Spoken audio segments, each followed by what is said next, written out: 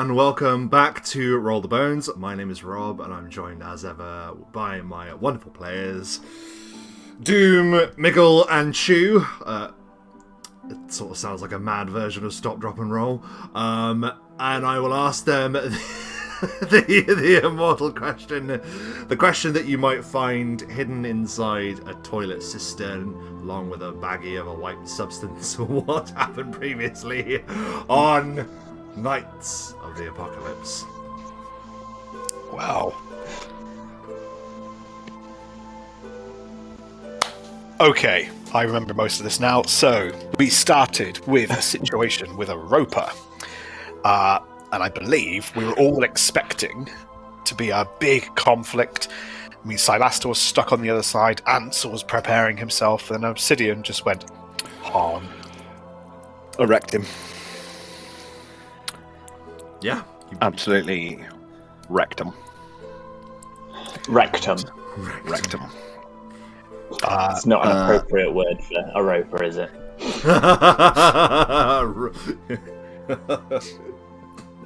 I mean, in this situation, yeah, I would say it is.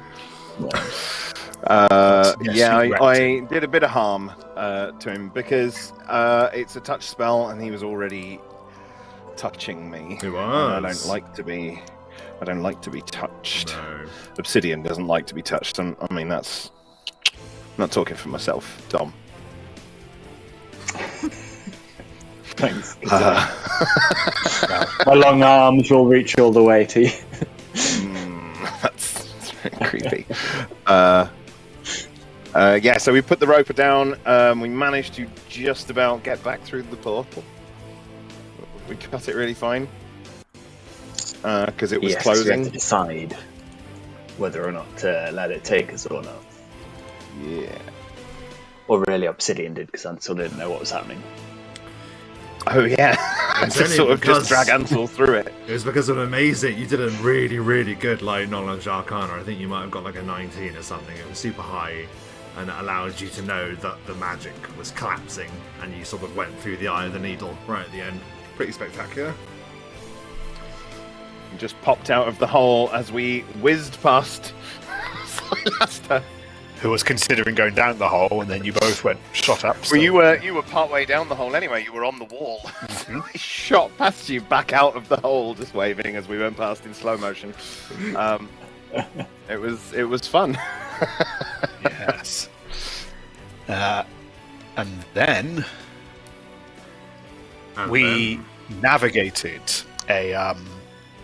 another gap where there were scrying statues, another entrance. And we a successful dispel, I think, temporarily lowered one, giving us enough room to teleport over.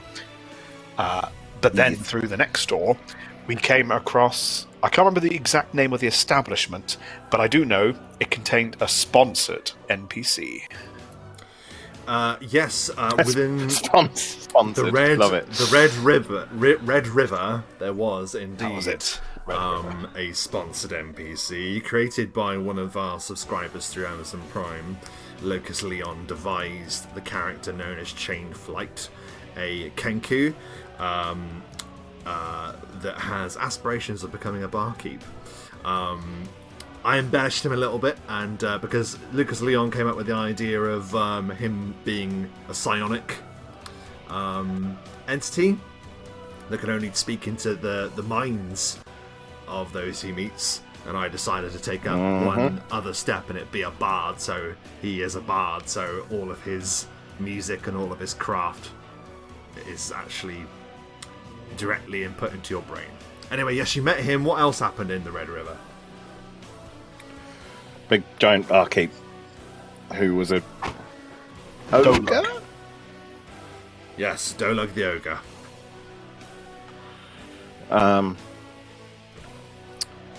Yeah, we made a deal with the Kenku, with Chain Flight. He knew the place. He'd been here for a long time. Was essentially stuck here. Was unable to leave. Just playing the gig, man. Never get involved with politics. Just playing the gig. But that was his mistake because he was all trapped and shiz. So he offered to help us guide us, give us information, which we wanted to make sure the information wasn't going to get us wrecked. So we made a deal with him. We used a Geese quest spell. Yes. To make sure that he wasn't going to lie to us or try to do us any harm, double-cross us, betray us in any way, which he agreed to. And he gave us seemingly good information as to where we're supposed to go, which is the top of the tower. Well, to go to the top to acquire access to the living vault, but also potentially an item called the Glass of Atonement, I believe. That's right. So there you have learned that within the tower there is a way that leads down into the hollow descent, but the only way that you'll get through is through a magic vault that can only be opened by a certain key. That key can be found somewhere in the tower, assumingly amongst the loyal followers of Derek Redhaven that reside there. But yes, also there was a mention of an artificer named Erevin, someone that you had already met. Just sadly, he wasn't alive when you met him. You learned about his machinations. What do you remember about that, with that particular item in mind, the Glass of Atonement?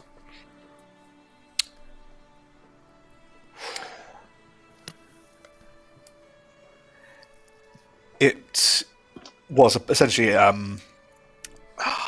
correct me if I'm wrong here, an artifact that has the potential to, when used to intercept, essentially, the light from essentially to interrupt and thus dispel the machinery or the contraption. Yes. Would make all the mirrors mundane.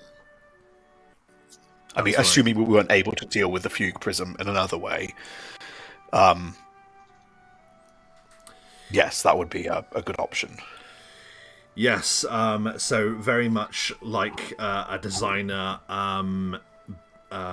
deliberately constructing a flaw in the system, having worked on this mirror chain, Erevin has created this Glass of Atonement that, absolutely has the ability to negate the power of the mirrors. And there was also some talk about it kind of, or rather insinuations that it would do onto the fugue prism what the fugue prism does onto anything that passes into it. That same kind of transformation power. So yeah. That was it. It could risk the souls inside. It can risk the souls inside, and also like it will potentially channel things back down the mirrors for both good and ill. But what that fully means, you don't know, because unfortunately, Chain Flight was not aware of that. So yeah. So that's something you might find in the tower as well. You know that there is an artificer's workshop within the tower. And then... Oh, Salaster killed Dolug for Chained Flight to give him the Red River. That was the deal. The money on the table so that he knew that we would try and come through, wasn't it? That was the down payment. Yes. Yes, he was a little... I think we moved on after that. Oh. Yeah, sorry, I was just going to say, he was taken aback because you killed him in one. Which is no mean feat. He's an ogre, and you killed him in one. So, pretty impressive. So yeah, you proceeded from there. I'm truly offed. Yeah, you passed through another one of those hallways with the statues with their gleaming eyes. You did the same technique, tried and tested. If it ain't broke, don't fix it. Passed through another chamber with another ominous-looking pit that you feel had the trace elements of that power. So you suspect that maybe it was another place where it could come up. Yeah, it could have ended up. Yeah. and then we found the kitchen. Oh no, Right? that's right. Yes, you Was did that- the was that kitchen next? first. No, yeah, you did Kitchen the kitchen prior. first. Oh, yes. Yes, you Oh, did. the kitchen was prior. Yes. Yeah, right. Okay, so we found the kitchen that was oddly cold, which we were like, okay, some magic keeping this place chilly. Which it wasn't was magic. obviously keeping It everything was a fresh. construct. It was a dirty grey ice golem who was locked in the freezer. We made a mistake by going in there. But if I remember correct, Ansel dispatched him rather quickly with a flaming eldritch thingy. Well, Yeah, I Or don't think black it was as quick as it could have been. no, but it was still a competent and decisive victory against the thing. You kind of just hit it with what you needed to hit it with. Its opening gambit was to use a frost maneuver. I don't have it in front of me, but it effectively fires icicles at you, not only doing a massive amount of ice or cold damage, but it also blinds you for a significant portion of time. And it did it straight at Silaster, but Silaster, being just unnaturally fast, was able to evade it entirely with that help of that handy feat there. So yeah, you bested him too. There to keep the bodies cold. And other such. We had a bit of a search of the bodies, didn't we? There wasn't much that we could find. Obsidian considered doing some dead raising, but it would just take too much time and resources to do it at the moment. So decided against it. And it was after that we moved. We went into the next room. We randomly did some searching in the little side room. Oh yeah. Where there was, I believe, a chest filled with some amazing stuff, as I recall. Right, like some powerful scrolls, if I remember. Very powerful. Like there was some stuff in there that was again like heirlooms, right? Am I wrong? Or maybe that was earlier. Yeah, well, it wasn't lots heirlooms, of but oil it was an weapons. yeah, there was some really good scrolls in there, but there was one scroll in particular that I was sort of a bit like, uh-oh. As a DM, it's one of those ones that you go, uh-oh, when you realise the players have randomly rolled it, but there we are. Yes, the scroll of anti-magic was what Ansel discovered in the chest. Of course, that Yes. bad mofo. I was like, oh no! That is a possible game wrecker, isn't it? Anti-magic. It's one of those, isn't it? It's a toughie. It is. Well, then it was after that we saw the room with the statues that we got past. That's right. The same as before. And then the hole in the floor with the where the roper could possibly come up. And then a big fight with some chain demons, chain devils, chitons. It kind of fell beautifully into my hands as a crafty DM, because Silaster, in an effort to try and get behind the Minotaur that you discovered in there working the forge, zipped across the other side of the room and landed right next to a big pile of weapons and chains. Yes. Yes. But aside from a rather painful charge and gore from the Minotaur, I think we did quite well in dispatching the Chain Devils and the Minotaur. And we're not going to talk about the dispatch of the final one. It was fine. It just happened. It all went very well. We did our respective things. We did a bunch of damage. We were very successful. And then, nothing at all untoward happened at the end. Nobody tried to kill anybody else's character. Wasn't No, intentional. Again. By deliberately throwing someone that was attached to something else really, really hard at the fiery pillar on the wall. Yeah. Tunnel vision. I wanted to have a flourish. I just think forgot. that's I was it, isn't blind. it? Like, Like, you're just so hungry for the result that the carnage that is caused in your wake is of little consequence to you. That's exactly why Obsidian is against the wall currently there, because he's currently sat on the floor like winded. You know when someone punches you in the stomach and you can't breathe? That's what he's doing because he was thrown so hard at the wall. It did him. How much damage did it do? It was immense. It was more 27. damage than he's 27, taken yeah, in the whole yeah. fight. 27 points of Bludgeoning, damage from yeah. hitting a wall. Yeah. Bludgeoning as well, so it overcame his damage reduction and literally. Yeah, so Obsidian is sat on the floor, currently trying to breathe. And that is where we rejoin the strangers. You can see that I've loaded the map. Because of the size of the map, I've starting to load it like halfway through our lovely long recaps. So this is where the strangers are as we return to them. Both the chain devils, the chitons, have been destroyed. And as has the Great Minotaur.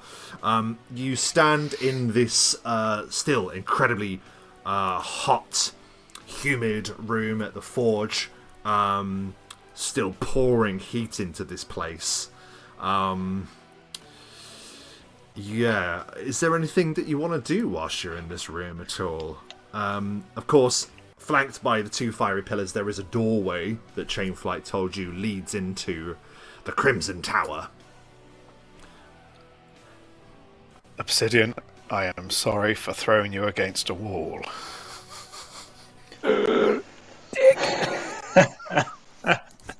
No, I've apologised. Silastra is going to atomise 3 cure moderate wounds because he took quite a beating in that fight. Which is 2d8 plus 10. Perhaps he should.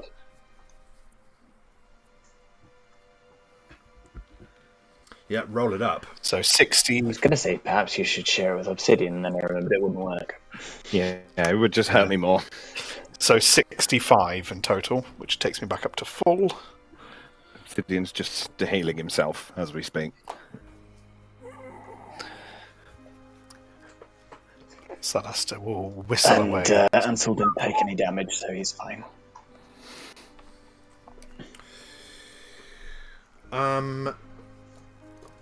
Cool.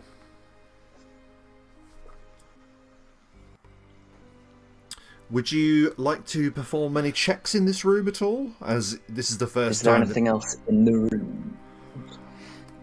So there's quite a large amount of equipment around. You can see that. Yeah, there's also quite a lot of mess all over the place. This red kind of viscera coats the floor. But it appears to have had some use here. But what that is will require a knowledge arcana check.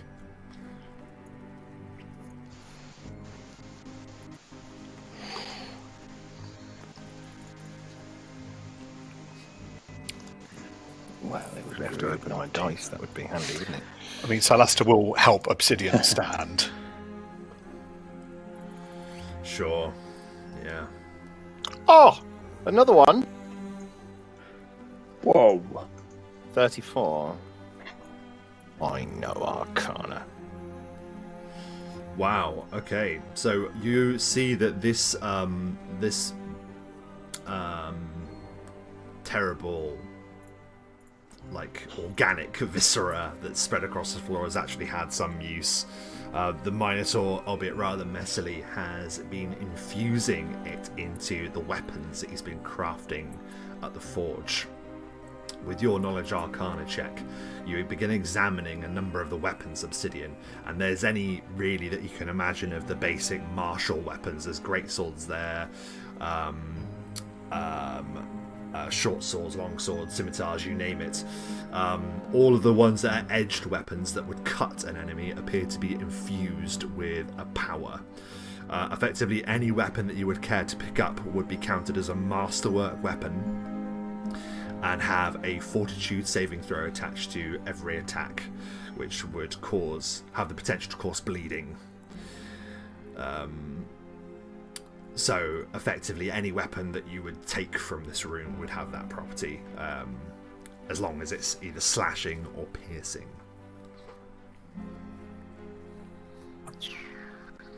You can also perform another search check for me if you wish to see if you can find anything else in the room. But other than that, yeah. 11. Not paying attention.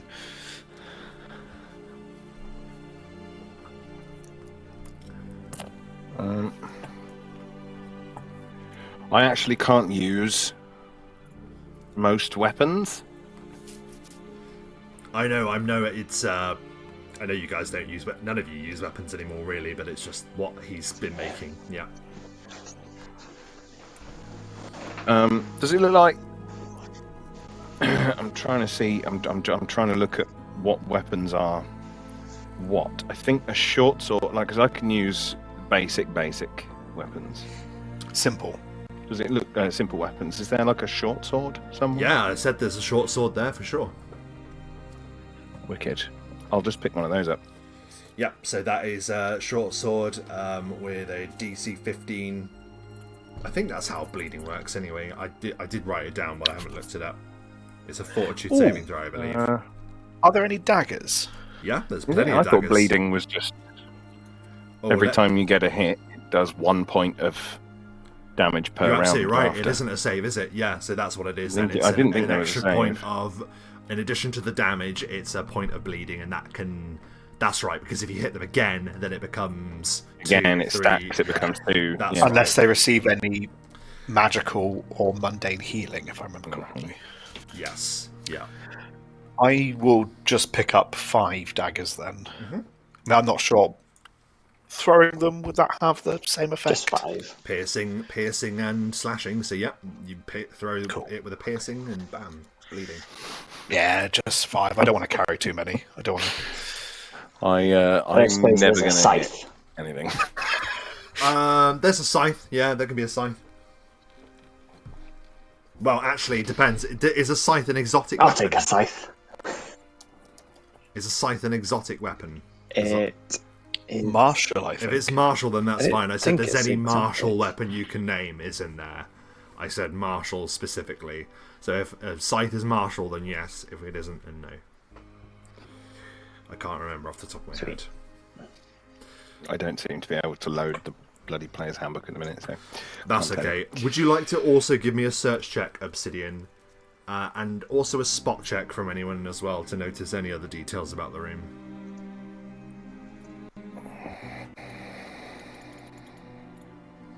Search is 8. Spot is 9. Keep it neat. Spot is 28 with a crit. Oh, well done. Well done.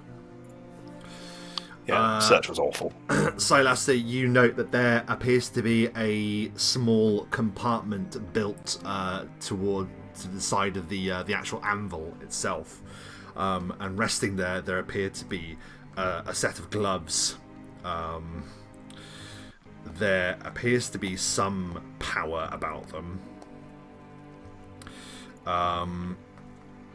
Anyone can give me a knowledge arcana. What are they, knowledge arcana? Technically, yes, they are. Not. Yeah, you can give me a knowledge arcana to see if you determine what their power is. 23. Ooh, okay.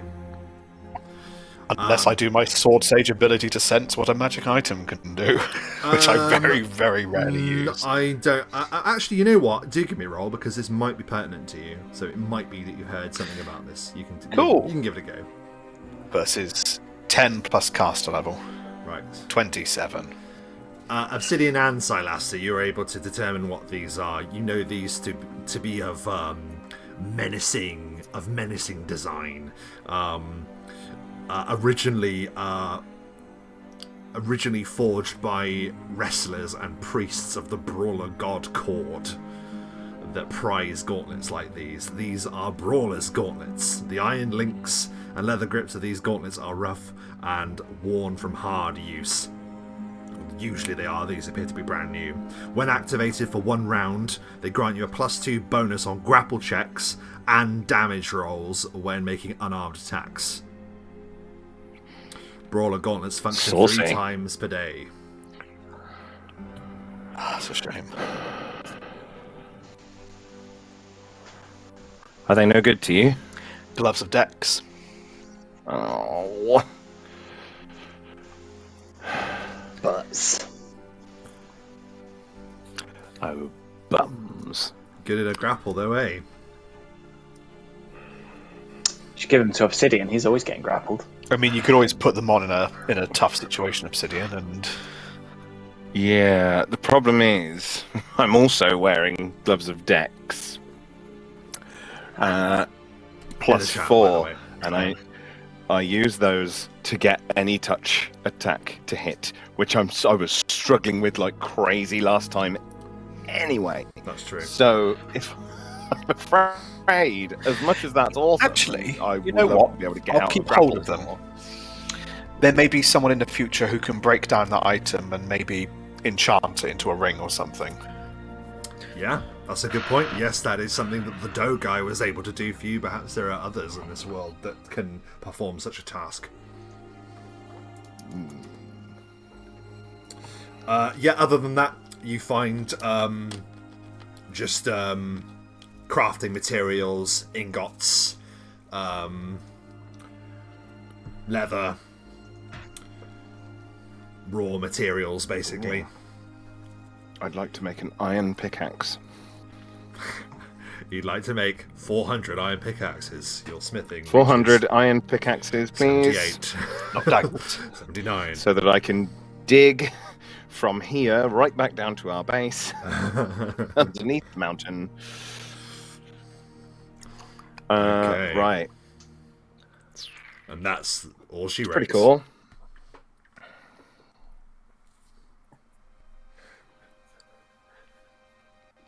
Well, I know we were told the door through the flames where we needed to go, but is it worth checking the door above? The door above? Haven't we already looked in there? Yes. Oh, Mike won't have done. No. It's dark to you, isn't it? Yeah, you go through there, Silas. Yeah, you go in. Go on. Go on, you help yourself. Go Okay. on, Silas. Open the door. Go on. Dare you. Just Whoa. run. Run really fast. Oh, there's a to the door. roper. There's a dead roper in here. There is a dead roper in there. You look upon the Yeah. That's right, Silaster. That's what happened to the last guy that messed with me. the last guy. The last thing that tried to throw me somewhere. Yep. Definitely not me. It wasn't a mistake. Okay, then this door?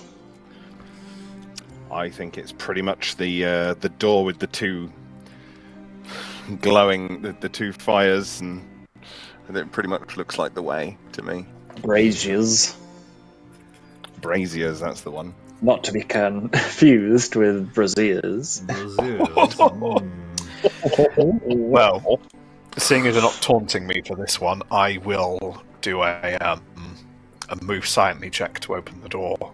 Do a move Quietly silent enough. check. Hide check as well. Sure. So, move silently and hide check. 29 and 40. Amazing. I'm not looking through the door. Shabba.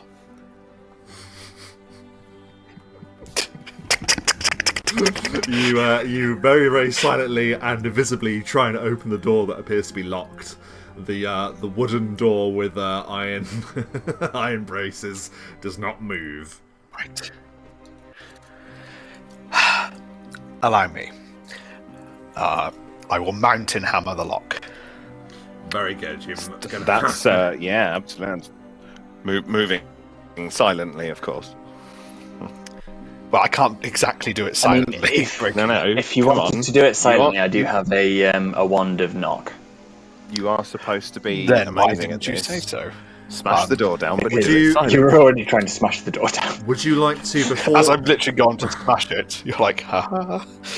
before you do that, maybe you would like to give me a.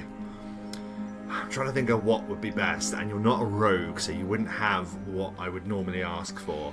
Give me a spot check, please. Well, I was. I will, of course, do the spot check. You I can was each going to give me a suggest spot check. the Minotaur might have a key. 11. 23. 12. Ansel, you're like, Silasta's like talking about like mountain hammering a lock, yet has actually not investigated the door to see if there is actually a lock on it.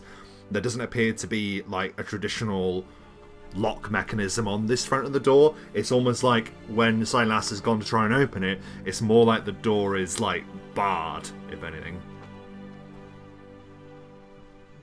Oh, so it's locked from the inside essentially with a bit of wood, probably. Yeah, you remember this being sort of like the back door to the tower, and if there was going to be like more precaution, this would probably be one of the places where you would have a way to lock it from one way and not the other. Not very good. Ansel, can your little teleport do like a 5-foot teleport? It can, yes. Could just teleport us past it, but we would be plunged into whatever situation is beyond the door. Is there any like keyhole, any gap at all? There's probably like a gap like between the floor and the door itself, like about that. So I need clear line of sight, otherwise I can't do my zippy zip. Boom! I mean, I just can smack take it into the door. Just gets real close to the gap and then. Okay, I mean, I can continue take to. us all through, but I could also smash the door, but there's no guarantee that what's not on the other side will. You can perform a listen check if just... you want to see if you can hear anything on the other side of the door, perhaps. You know, I think I might. Mm-hmm. Yeah, 19. All three of us put our ears to the door. together. I won't be any good because I can't beat your 19. I'll get a glass and place it like Oh, the glass worked. 22. Oh, it does. Whatever. Yeah, it's. I think he just What magic is this? have a glass on him. You're pretty confident there is no sound whatsoever coming from behind the door, Ansel. So, Obsidian with a Silasta with a 19. You're fairly confident at 2. Obsidian, you have no idea. If there is something waiting for you behind that door, then it is doing so very patiently and very quietly. If there is something there. I will cast Detect Undead. You cast Detect Undead, which has a range of 60 feet, I believe. It is a 60 feet range, yeah, so we're going 60 feet cone covers. Yeah, I'm looking at pretty that. much and the whole. There doesn't appear to be any undead detected in that range. Okay. Anything that's going to be so silent, like silent as a ghost, would be a ghost, and there isn't one of them. So Go on. Smash the door, or we jump to the other side. The only thing with smashing the door is that if it's a staircase leading up a tower, which is what we think it might be, right? We think it might be a tower. Then yeah, it's going to echo. Let's teleport. It's slightly safer, I think. Can you take 3 people with you? No, sorry, 2 people with you. Yes. Okay, so you can just jump As long as behind you're it. willing. You don't need line of sight. How far do you want to jump past? Because I'm just going to move you guys Ansel over. wraps his long arms around. Just pretty much straight onto the other side, I think. Yeah, the don't dog have wouldn't big go more room, than it's 5 feet. probably- Sorry, Dom, I interrupted your description. Please continue. Oh, I was just saying that Ansel wraps his long arms around the other 2. Arms on each of their shoulders, hands on each of their shoulders, even. Zoom! Long fingers curling.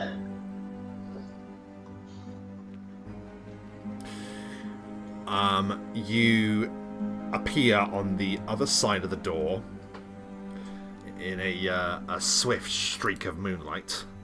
And, you see before you a grand staircase. One that rises up to a central stone platform and then away either side. a great hall of stone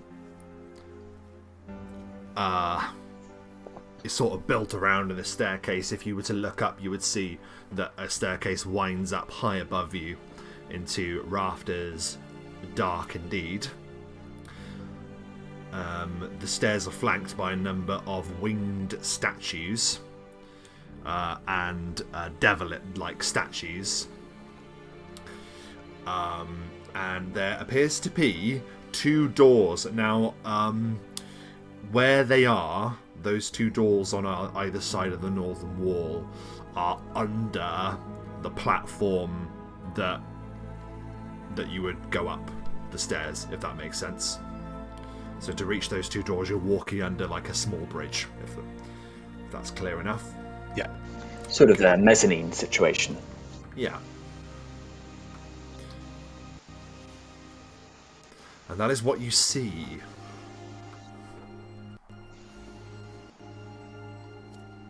Are the statues, as we've come to expect from statues in this place, magically enhanced? So with your magical vision, you can tell that those devilish statues do not have the same scrying power that the others have had. They do have like an eerie glow to them, but that glow appears to be lighting the room. So you don't know whether it's just a method of giving ambience. You don't know.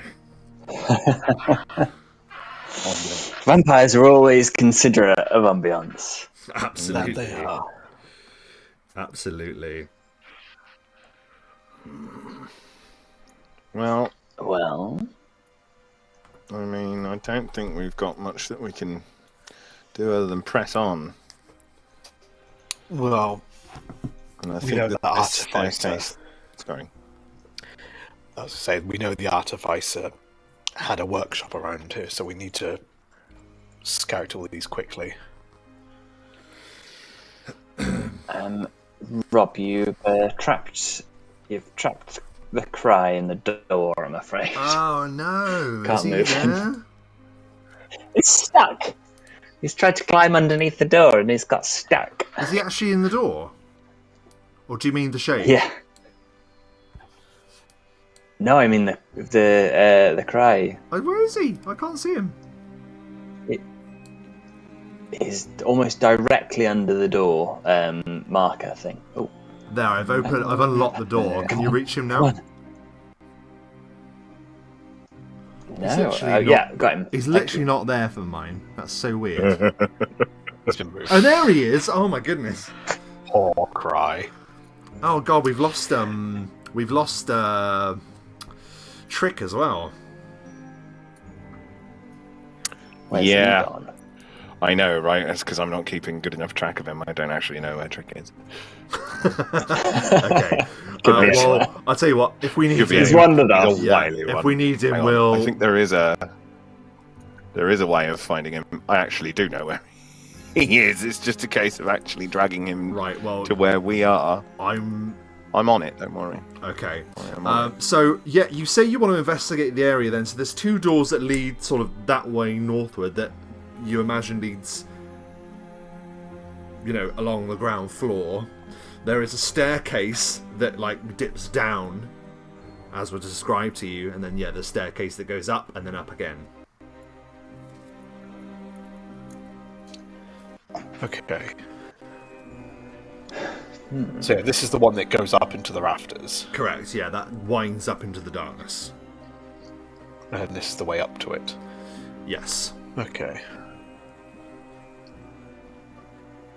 I guess it depends Down how through up. completionist we want to be about it. Well, that glass seems important. Yes. Would you like to go straight up then? It may not be up. It may be around here. I assumed it would be in the top of the tower. Yeah, so did I.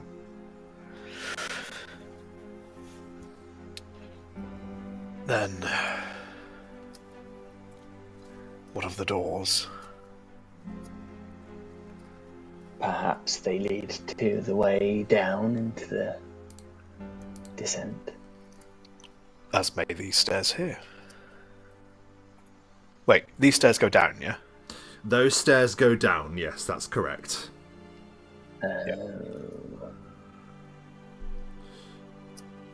The stairs go up onto the wooden platform and then round to the back of the room, and then you see a narrower staircase zipping up into the darkness. Okay. So let's go.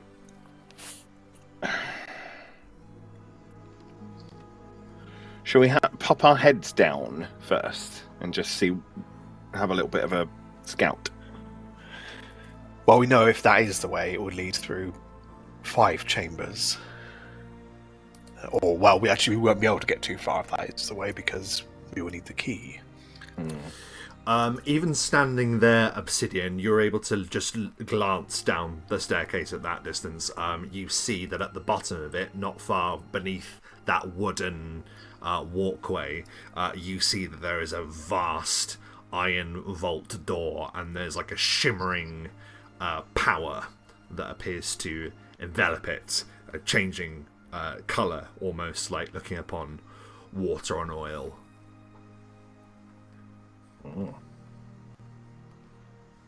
That doesn't strike me as appealing. Is that our vault? Is that our door? It looks very much like a vault door, yeah. Okay, so we're not going to be able to go down there anyway.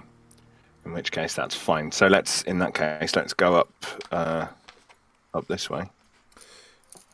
As you go up the staircase, I'd like each of you to make a listen check, please.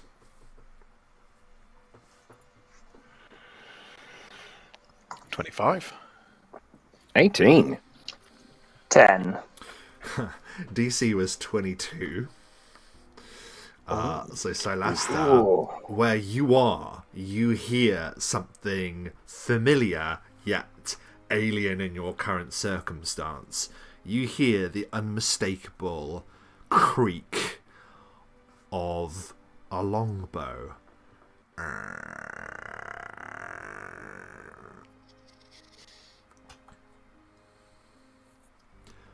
You have 1 second to react to this instinct. I don't know, I didn't hear it, so I don't. Silastar, 1 second, Silastar's going to shout, cover, and then use a swift action as he's doing so to teleport underneath the mezzanine. Cover! Silastar, you are exempt from what happens. This will mean that you, because you heard it and warned them, this means it's just going to go against your guys' armor class rather than your flat-footed armor class, as you're given a second warning. 2 arrows lance out of nowhere and shoot towards... well, one of them would have been aimed at Silastar, actually. So that'll just be 1. Matt, roll me a d4. 1 and a 2, it's you. 3 and a 4, Ansel. 3, Ansel. Okay, so one Sorry, of these dude. goes, so the other one will go for I know, right? Normally I very much am willing to shoot myself in that situation, but... What is your just normal armor class, Ansel? 17. That is a 17 on the die, so that is a hit. An arrow slams into your chest, and immediately you feel some icy power surge from it. This isn't just an ordinary arrow that's hit you. As you take...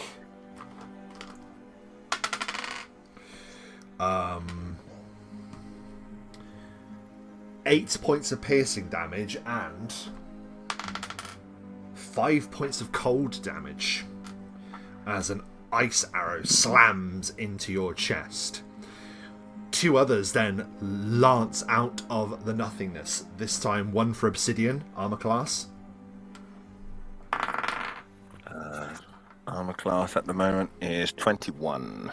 How do you just duck out of the way in the nick of time as this arrow goes towards you? Thank you, magic vestment. Yeah, I don't think he does. I think because it is magic vestment, so it's the magic spell that he's got in his potion, so it hits him, but it just doesn't manage to break through the sort of force armor. It just deflects off of him. The other one, that was a 2 on the d20, so that arrow will just fly short of you, Ansel, as another one is fired at you from invisibility. With invisibility banished with an attack, you see the culprits responsible. Shifting out of invisibility, there are a number of winged creatures that are perched upon the pillars that line the staircase, 4 of them to be precise. You can each give me a Knowledge Arcana roll if you like to see what they are, as I make a further check to see something else. 18. 18. Yeah. 10. 12.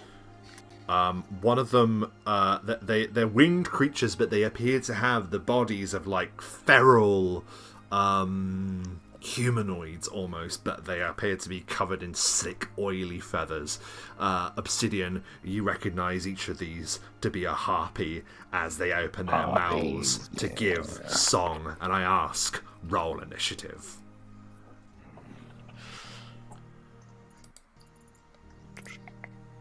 Come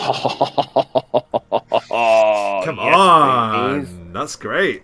Oh my god. And that's probably one of my best one as well. Oh! Too good. And then Ansel, distracted by pain, Yeah. maybe.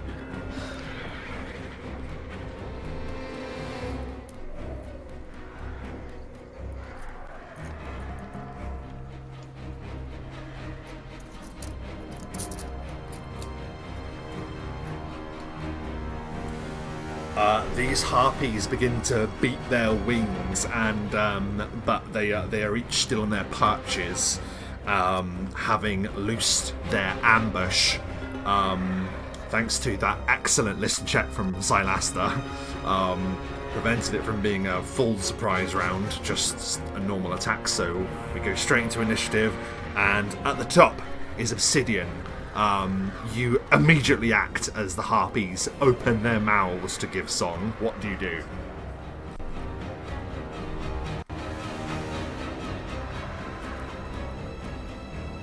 I was thinking on that, like some sort of. I need to nullify their song, but I don't have anything that would like get rid of sound. I don't think. So I'm just gonna have to go with something else. Good against harpies. I don't know what their song does. I want to start summoning, but I don't know what their song does. Okay, I am going to... It's a 20-foot radius, 20-foot high. So, 20-foot radius, 20-foot high. Let's draw a circle that is... so, 1, 10...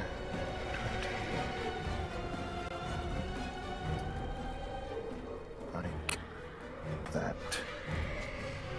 There we go. And we'll go for...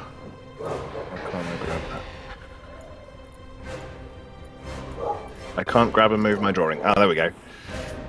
So it's going to be just shy of me. There.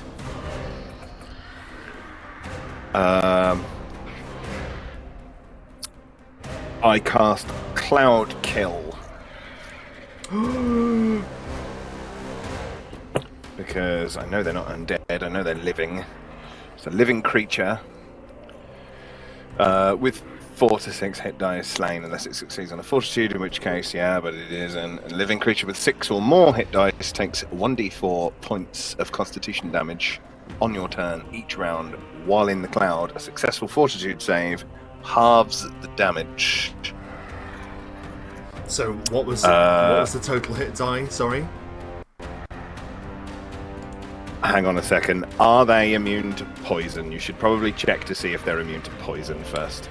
I haven't written it down. I don't believe they are. Let me just double check. I think they're a type of demon or devil or something. Harpies. I don't think they're immune to poison. They're not immune to poison. No, they're not immune to poison. Okay, so the fortitude save. Well, they've got more than 6 hit die, right? They actually do, yes. Yeah, okay, that's fine. In which case, then they get a fortitude save, DC 24, for half damage.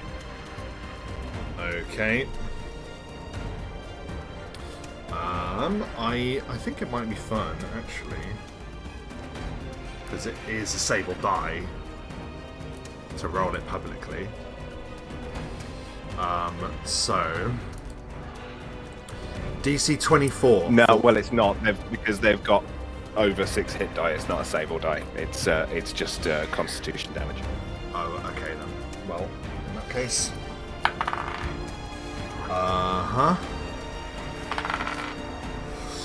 one fails, one succeeds. The one closest to you fails. The one further away succeeds. So one of them will take 4 points of Constitution damage. The other one will take 2 maximum damage. Very nice. Yowzers. And then obviously that also functions as a fog cloud. I don't know what that does specifically. It obscures all sight, including dark vision, beyond 5 feet. They have concealment, 20% chance. Okay, that's it. It will move on the next round. As long as they're in it, they'll take more, but that's it for now. So 4 con. Yeah. Okay. I've cast that, but I'm going to move. So 1, 2, 3, 4, 5. 1, 2, 3, 4, 5. I want to be over here by Ansel and Trick, and that's me. Okay. So as you cast that, your fog. Your cloud kill blossoms into effect, and you hear them screeching as their captivating song, doesn't quite start yet because it's not their turn. So Alastair, it is now your turn. You are under that that walkway, and you see just under the cover there, you can see those oily black wings beginning to beat, ready to take flight. What do you do?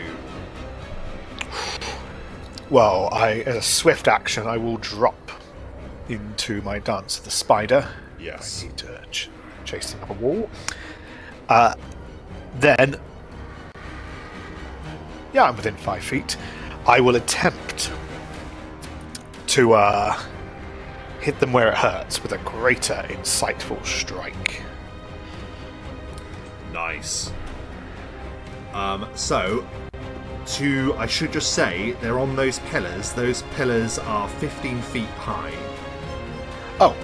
So you might in that need case, to jump to hit them. I will just walk up the side, because I've got my dance of the spider. Yes, of course. So I will run up the side, sort of holding on next to its head, and attempt to just bring my hand around into its face, hopefully dealing some good damage.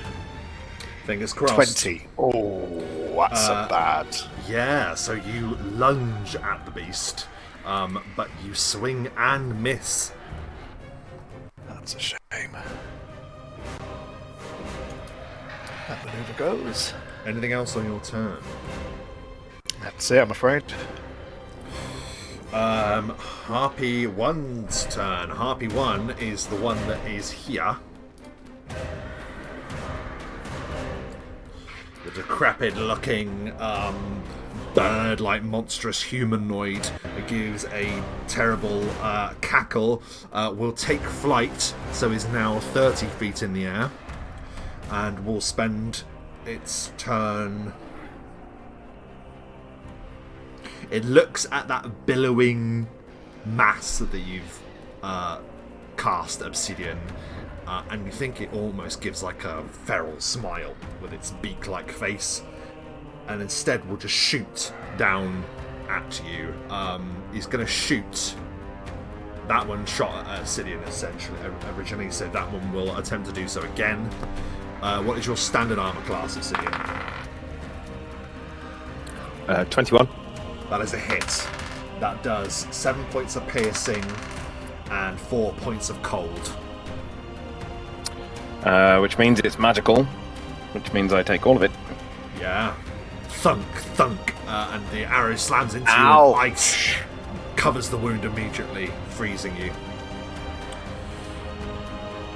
Harpy 2, in terrible pain,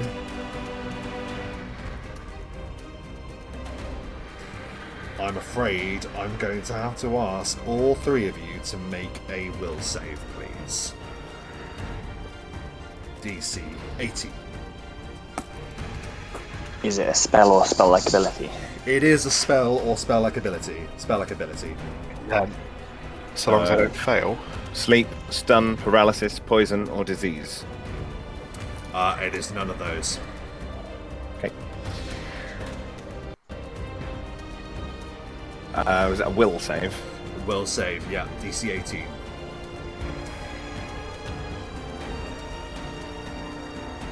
Piss. Oh, Obsidian, no. Wow. That's your good save. I know, right? That I is rolled its well to start with, turn. so rolled a 20. Obsidian, you feel, you just hear a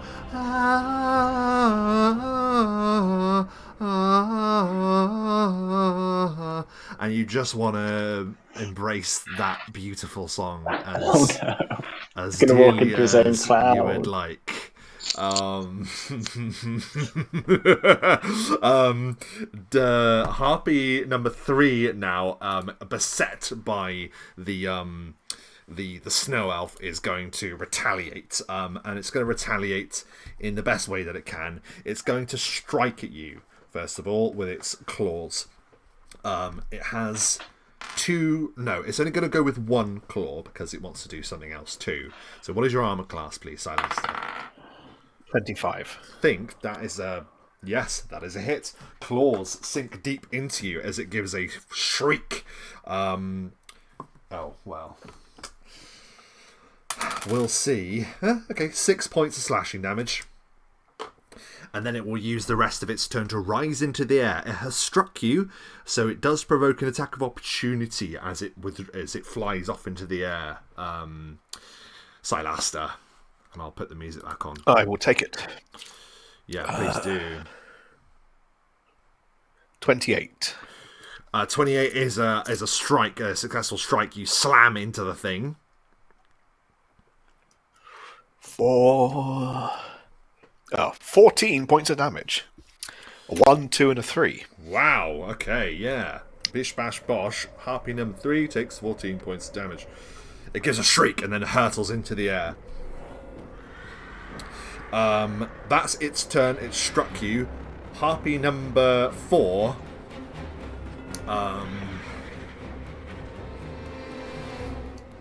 is going to fly out 5, 10, 15, 20, 25, 30, 35, 40, 45. Easy.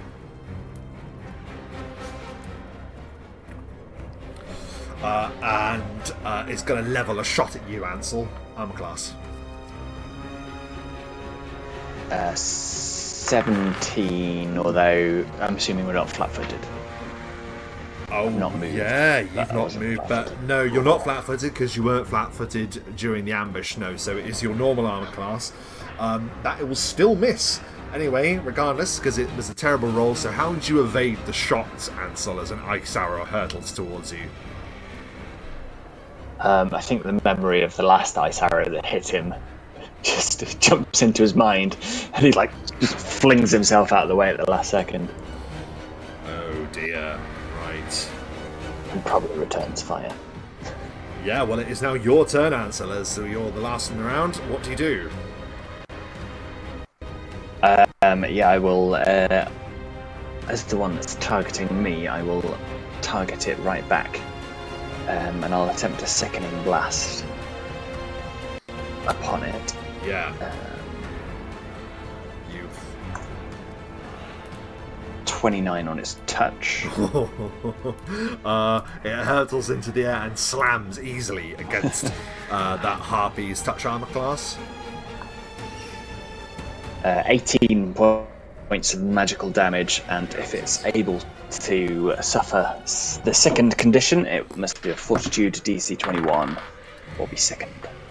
And it's already taken damage to its constitution, so its fortitude save is lowered in this attempt. What was the DC, sorry? 21. Yeah, that's an easy fail. Immediately fails and is sickened. It begins retching in the air, Ansel. Excellent. And as Ansel fires a blast into the air, the shade is going to run off into the gas cloud to where he remembers the initial harpy whose singing is, to try and reduce the save of that to basically get it to die quicker.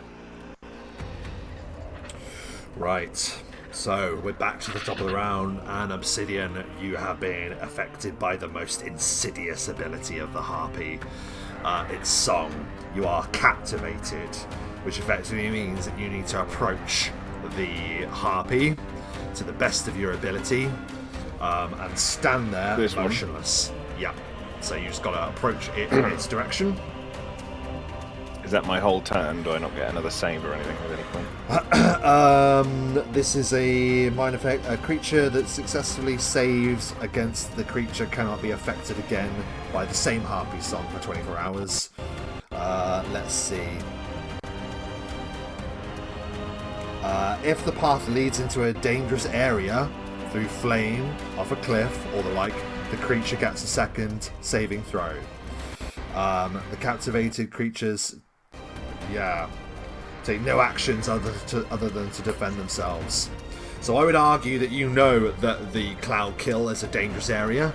So that does mean that before you are driven in there, Very dangerous, yeah. yeah, you are permitted another save because it's a dangerous area you'll be walking into. If not, you're going in. DC 18 will save, please. It's another 16. Then, unfortunately, you are compelled to just walk directly at it We're in. into your own cloud kill. Please make whatever checks you would normally make when being struck by your own spell with your own saves. The please. harpy that I'm approaching will also have to do it. That's And true. it's still in there. Yes, it is still in there. Yeah. Actually, also, just as a point, it will have done... hang on, where was it? It was there. 10 feet, so it will have done... that. Oh, it moves. It's not quite covering that guy, unfortunately, but yeah. Does it So just drift? I need Sorry, to Matt? do a DC. It does. It moves 10 feet in the direction that I was facing, cast it, whatever. So Cool. Okay. per round, it'll move 10 feet Cool. before it dissipates. So it's a DC 24 Fortitude. Fuck. But because it's poison, I do get a +2 against it, which I don't make it anyway. So 3 points of Constitution, and I'd already taken 1 earlier. So Ouch. Oh my god. So I was on 14, so 13, 12, 11, which means I'm now on +0. So I've lost 2. Oh my god. Yeah, you just powerlessly just step into your own life-killing spell, Obsidian. And whatever... But he will... Has he done the save? No, he hasn't. I just wanted you to do it first. DC 24 Fortitude, eh? Fine. Yeah. Yeah, So I'm he's going at to lose -2. 2 times my level, He is so at -24. -2. because of the second, and he is already at -2 on the con. He also rolls a 1 on the die, so he immediately fails as well. Please make that roll for him as well. He'll just take... I just rolled the cloud kill, same as before. I can re-roll it for him if you like. No, that's fine. So that's 3, was it? 3. Yeah. Jeez. So 84 minus Split up 5, there we 24, go. so my maximum hit points are significantly lower. Ow! And he's on top of a pillar, right? He is, yeah, he's I'm gonna start climbing the pillar then. yeah. Yeah, I'm afraid so. I'm going to climb the pillar. Yeah. That's a 3. You fail in attempting to climb the pillar, so you're desperately trying to like climb up. Desperately enchanted. You're willing to risk utter defeat and death to reach this the source of this most beautiful song, Obsidian. It's yeah, that's troubling to say the very least. With that said, it is now the end of your turn, Obsidian. Silaster, you watch as Obsidian just vanishes into the cloud of death, effectively. You've seen what this can do to creatures before. You've seen Obsidian do this, and now you just watch as he wanders in.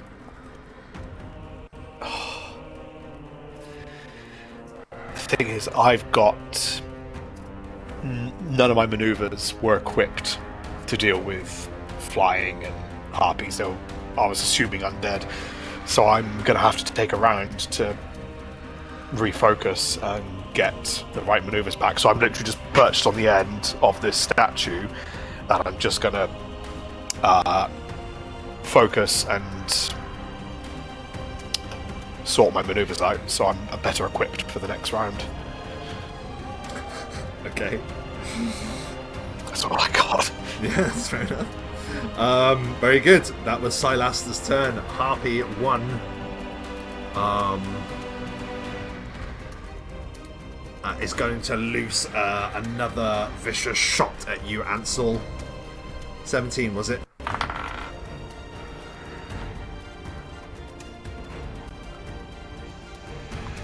Yeah.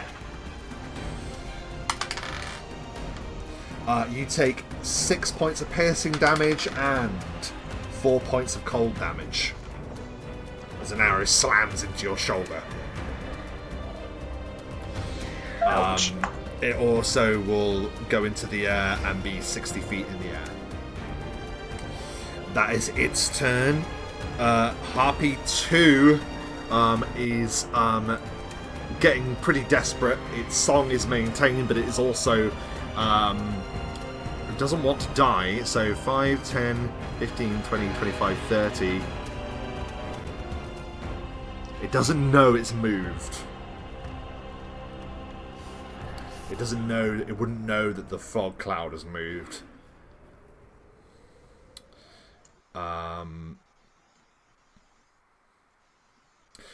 Is there any because I don't want to cheat Matt and say it immediately leaves like at the quickest available route. Is there any way that the spell describes you can tell how to get out, or is it just from memory? It knows the room quite well, I suppose, and it knows it's on. It would just be from memory, but I would imagine that it probably can see the edge of the fog cloud, like where here. It is. Yeah, so he's gonna because that's a 5 foot. You can see things 5 foot in front of you, so it can definitely see 5 foot and out from this angle. That's it doesn't want to die. It doesn't want to die, and it will die if it stays in there. But it also doesn't want to approach you. It wants to fuck you up as much as it can with its captivating song. So it will instead fly this way to go there.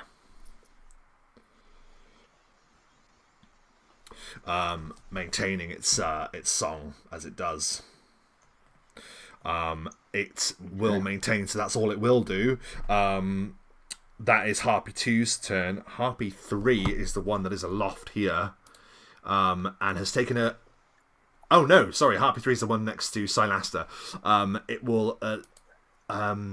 it is up in the air, so it's just going to shoot down at you, Silaster, I think. That is, oh my god, it is a longbow, composite longbow, which means that it can crit on a 19, and that is a 19 on the die, so possibly a critical. Armor class, sorry, Silaster? 25. That is just a hit. That was a 24 to confirm. Oh my goodness. So the arrow slams into you, but just shy of any vital organs. Instead it does. 8 points of piercing and max on both and 6 points of cold damage. How much, sorry? 8 points of piercing, 6 points of cold damage. Cool. And then Harpy 4 is going to loose at Ansel. And that is a miss. Ansel, it is your turn as an ice arrow clatters to the ground next to you. Cool. I'm going to shoot at the one that Obsidian is following. It's just flown out of the cloud. Yep. To try and kill it. So I'm going to fire at Eldritch Blast, Sickening Blast specifically. 28 on its touch. 28 on its touch, that is a hit. 23 damage to it, and it will need to do a fortitude save of DC 21 or be sickened. Okay, I'm just doing maths because it was already wrecked with its constitution. Yes, it had taken 7 to its con, hadn't it? It is still alive. What save does it have to make, sorry? Fortitude DC 21.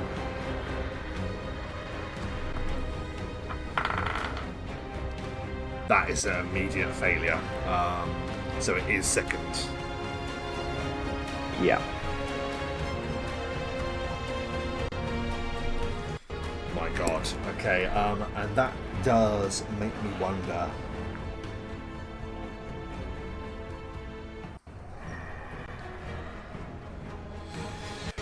I'm gonna say that it being sickened and struck by your insane power is probably going to prevent it from singing. I would say. I don't know. I think if it's sickened and being hit by an Eldritch Blast, I don't think it could continue singing. It doesn't say if there's anything in particular. It just says when the harpy sings. It's not concentration. No, that's true. Yeah, sorry. Yeah, in that case, it's still going. Then in that case, the effect is still live. It makes sense to me. Same. It's like a bard, isn't it? It's the same as a bard. Yeah, I guess. But I'm imagining it as the mythology where they have to keep singing to make it work, But fair enough. So it slams into it, and it's sickened, it's retching, but its fell power still lies upon Obsidian, and it is Obsidian that we return to. It is the top of the round. It's your turn. I think we should see if you break the captivate. Grab this drawing anymore for some reason. Okay. I am unable to move my fog cloud. It will move 10 feet to the right. Okay.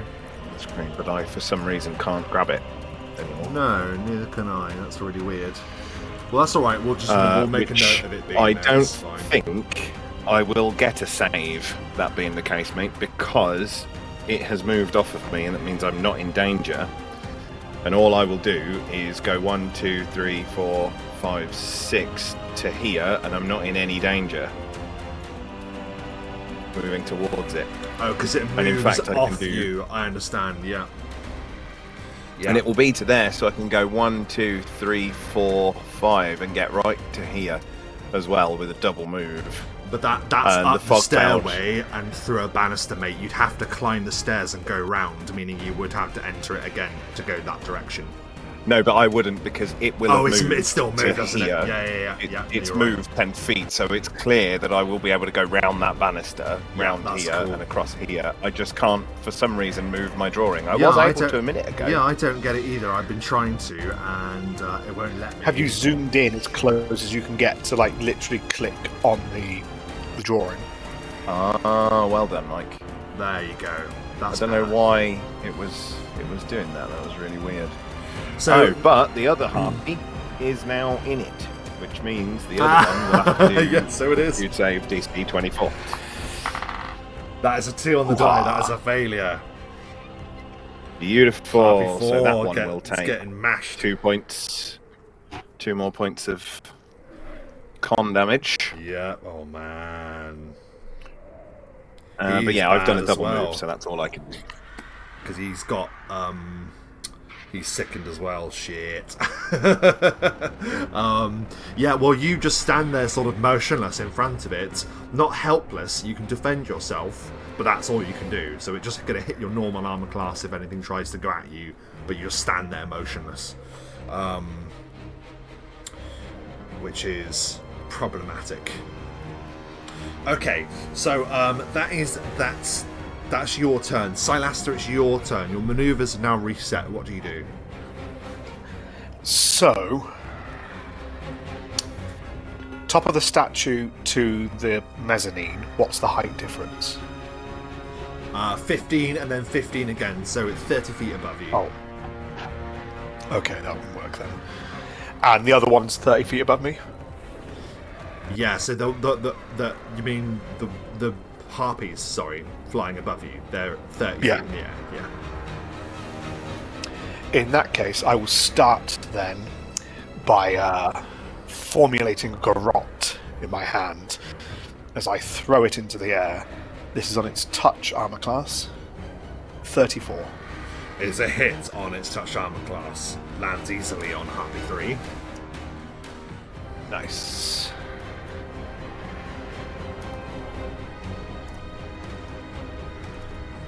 Seven. That's not a dice. It does almost max. That's a rare treat. 36 points of damage. 4 sixes there. Glorious. And then it needs to make a fortitude save, which Okay, DC so 20. wow. Fortitude save of what? Sorry, 20. that's a failure. Oh, it's flat-footed until it's round, which I realise it goes next, so it's kind of irrelevant, really. But Sure. Okay. the garrote holds essentially at this point. But what I am going to do instead, I won't bother maintaining it. I'm just going to move 15 feet down, and then 5, 10 to there. Which actually, I could keep hold of it as like a leash as I'm running, but yeah, I'll run down the statue and then off. And that's all I shall do. So it doesn't remain attached, it can just release itself from it on its turn. That's right, isn't it? It doesn't stay on it. Yeah. Yeah, it's useful if there's a big gap, because it means everybody else can then like Yeah. get flat-footed bonuses on it, but Sadly, they go yeah. next. Yep, so you sort of like use it to swing down, garroting it, giving it a definite large amount of damage. It gives a terrible screech as you do so, and then you begin moving away. This is not gone unnoticed by the harpy that hovers above you, though, Silaster. So it is just going to loose an arrow at you. That is definitely going to miss you. Roll as the ice arrow slams into the ground. It will maintain its height. Harpy 2 stands before the expressionless, well, you can't tell he's wearing a mask, but immobile, motionless, you might say, Obsidian. What mean thing can it do to you? It is just against your normal armor class. So, what is your normal armor class, please? 21. That is a hit, and it's going to do 2 of its claws because it doesn't need to go anywhere. And a miss. So your vestment protects you from one of the claws, but another claw sinks in.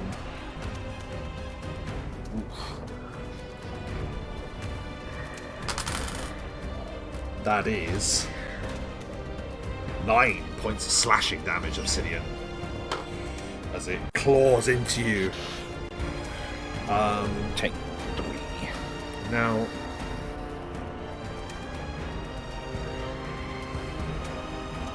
I just wanted to double check if you being hurt by something also gives you a saving throw, but I don't think it does.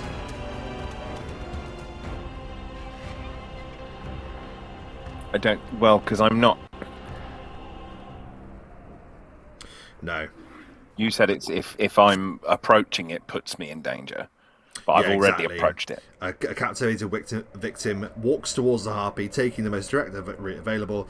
If the path leads into a dangerous area, the creature gets another save. Sonic mind affecting charm effect. Yeah. Doesn't say that. A victim within 5 feet of the harpy stands there and offers no resistance to the monster's attacks. The effect continues as long as the harpy sings and for 1 round thereafter.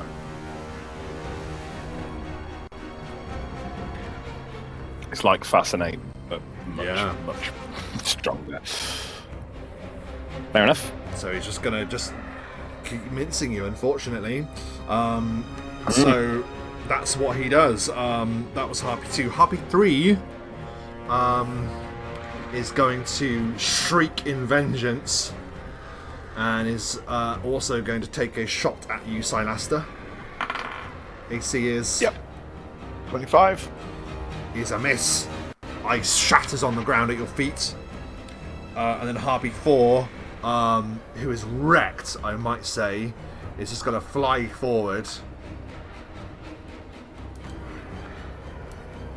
10, 15, 20, 25, 30, 35, 40. Can just shoot at you in a diagonal line, Ansel, and just comes with its wings beating in a mad attempt to just harm you in some way. It's lost all composure. It swings a vicious claw at you. 17, was it?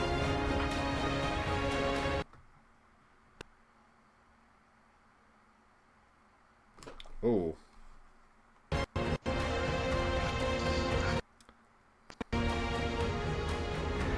Sorry, I think I froze a little bit there. You still with me? Oh, yes. Yeah, I said yes, 17. That is a miss. It beats its wings madly, but it isn't actually able to get purchase on you, and it is now your turn, Ansel. Seeing the claws, Ansel will have to retaliate, I think, and extend claws of his own and take 2 swipes with those. Yeah, by all means.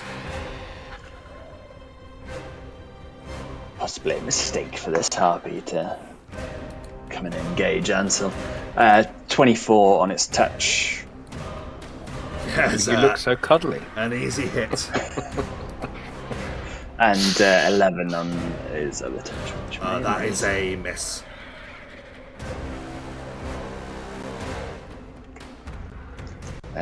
Cool, so he slashes with 2, misses 1, and then does very poor damage with the other, but 12. It's still more than enough to kill him. How do you just eviscerate this harpy? I think that's not a lot of damage, so I think he pins it to the floor and it's just bleeding out. Just blood running down its legs, and then it just sort of passes out. Very good. And yes, that was your turn. Anything else on your turn once you've sliced it down? I guess I'll send the shade up here. Fucking okay.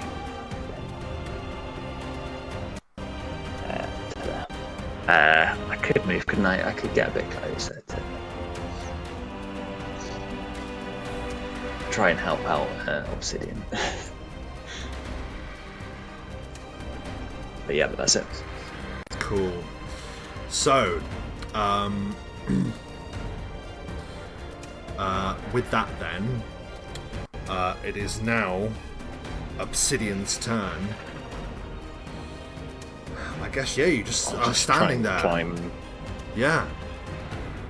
You're just standing there. Well, I want to get closer though, right? Yeah, I guess, yeah. I want to get closer. I'm just keep trying to climb up the. You can try and climb the sheer 13, smooth wall. 13. Yeah. Yeah, I'm you sort of can't- hugging it like a tree, and sort of I've shimmied a tiny bit, but I'm slowly sliding back down, just slowly, while looking at it. Wonderful. Absolutely wonderful. Silasta, it's your turn.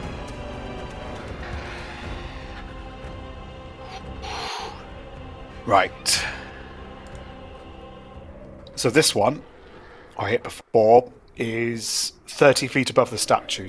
So he's 45 feet in the air.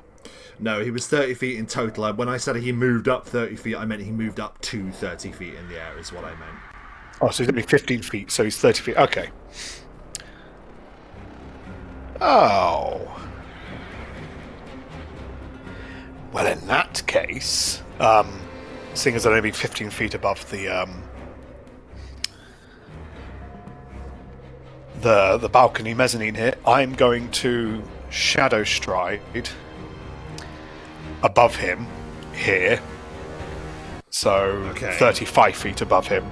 So 35 feet, so 5 feet above him, 20 feet above the mezzanine. As I'm falling, I would like to attempt a greater insightful strike upon him. Okay, yeah, so So if you essentially plunge falling with down towards him, you aim your attack. Roll it up. 25? 25 is a hit against his armor class, yes. Yes.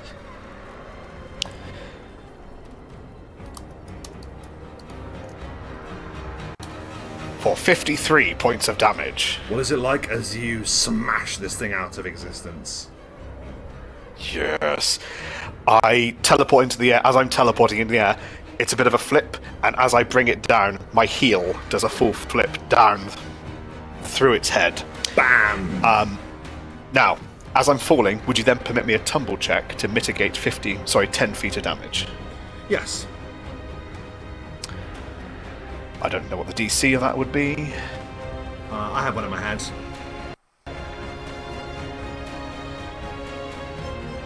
Oh, 25. Yeah, you mitigate the damage.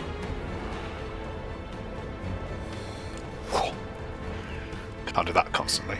It was impossible to take the damage, apparently, because all in one, you still did it. Jesus. Well, impossible for him to take the dude. damage at that height. Yeah, sure. I'll say Yeah. that's fine. Just to say, Redium has said the sound is coming through fine, but the image was struggling for a bit briefly. Yes, because for some reason, whilst not even touching the thing, it decided to have a bit of a heart attack. But we move. We'll refresh on the break. For now, then, is that your turn? That is. That was Silas's turn. Harpy 1 remains untouched. He is going to just loose a shot at Obsidian. He's just going to shoot you in the back. Armor class Bring it is 20. 21. That's a hit. 21. So it's a magic ice arrow, remember? So this is 5 points of piercing and Yep. 6 points of cold damage. Thunk! So 11 points of damage overall. So. Okay. That was Harpy 1. Harpy 2 is just going to, in a vile attempt, just going to try and claw your throat out. Possibly a critical. That is a natural 20. 21, right, isn't it? 21, yeah, was my armor class.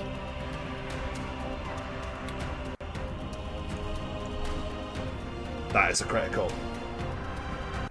But is it? It has a 25% chance for it not to be a Okay, critical. so- So if it's a 4, Yep. I roll a d4. If it's a 4, it's not a critical. Cool. That's how I've done it before. Yep.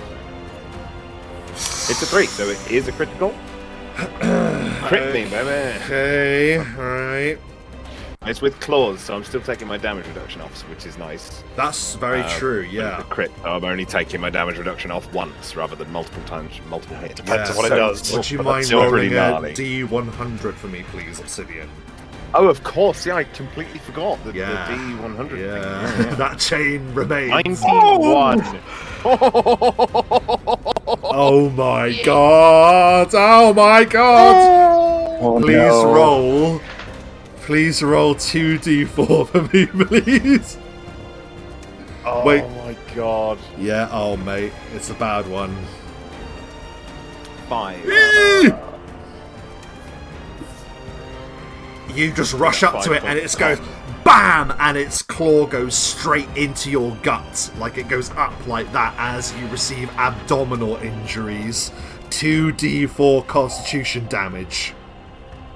Okay, you're gonna have to give me a More minute on this one. constitution damage. Well, first of all, Rob, give me the actual damage of the hit.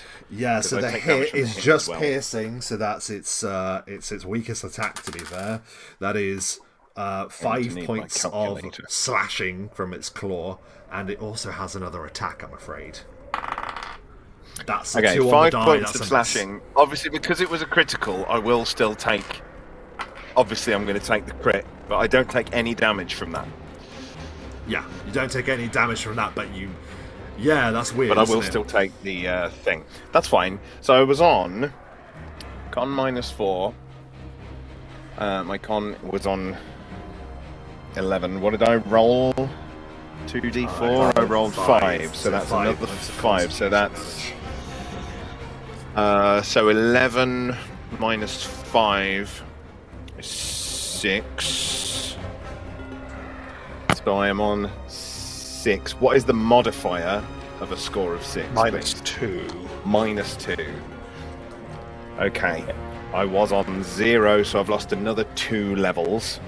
Bloody hell. You're just getting ripped to So shreds, that's Obsidian. another...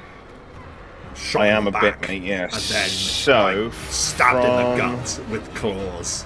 And he goes to you again, but like it's bounced off your armor, like it's just luck that prevents the other attack It going might into you. not actually. It might not need to, because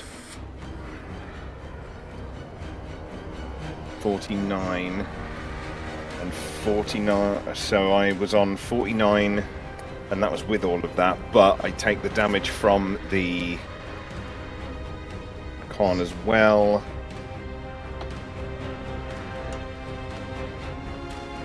That put my maximum hit points to 36.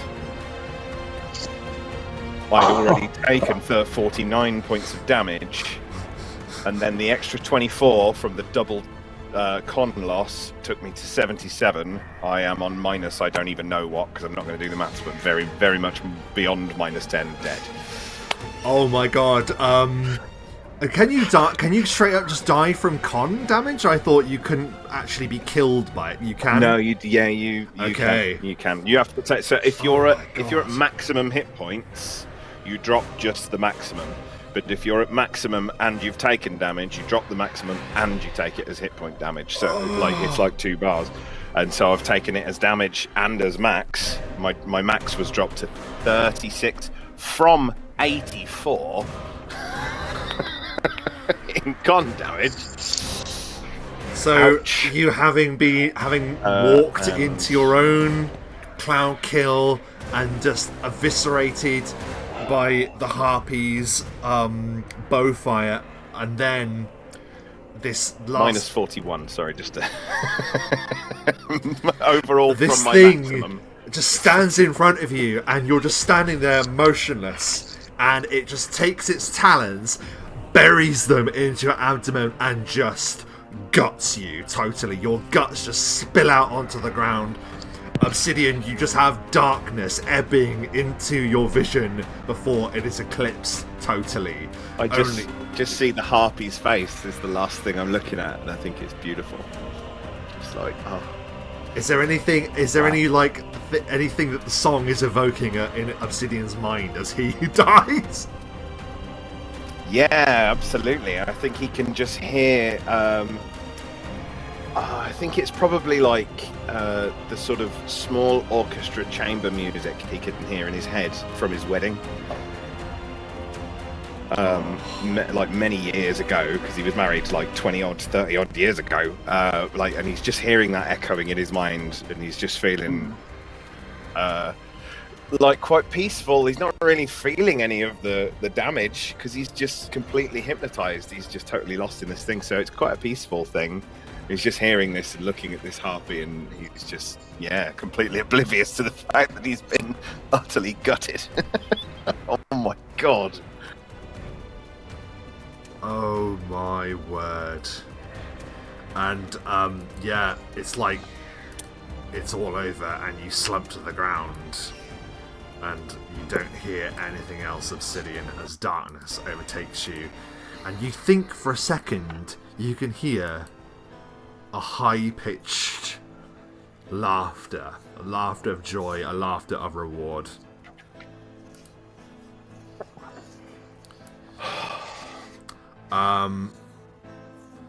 That was Harpy 2. But the battle, as if in slow motion, continues. The other two Harpies are slain. I should really remove the one that Silasta has killed. Ansel, it's your turn. You're rushing up the stairs as you see Obsidian collapsing to the ground. It's literally seconds away. Like, he probably, reaches the top of the stairs just as Obsidian falls to the floor.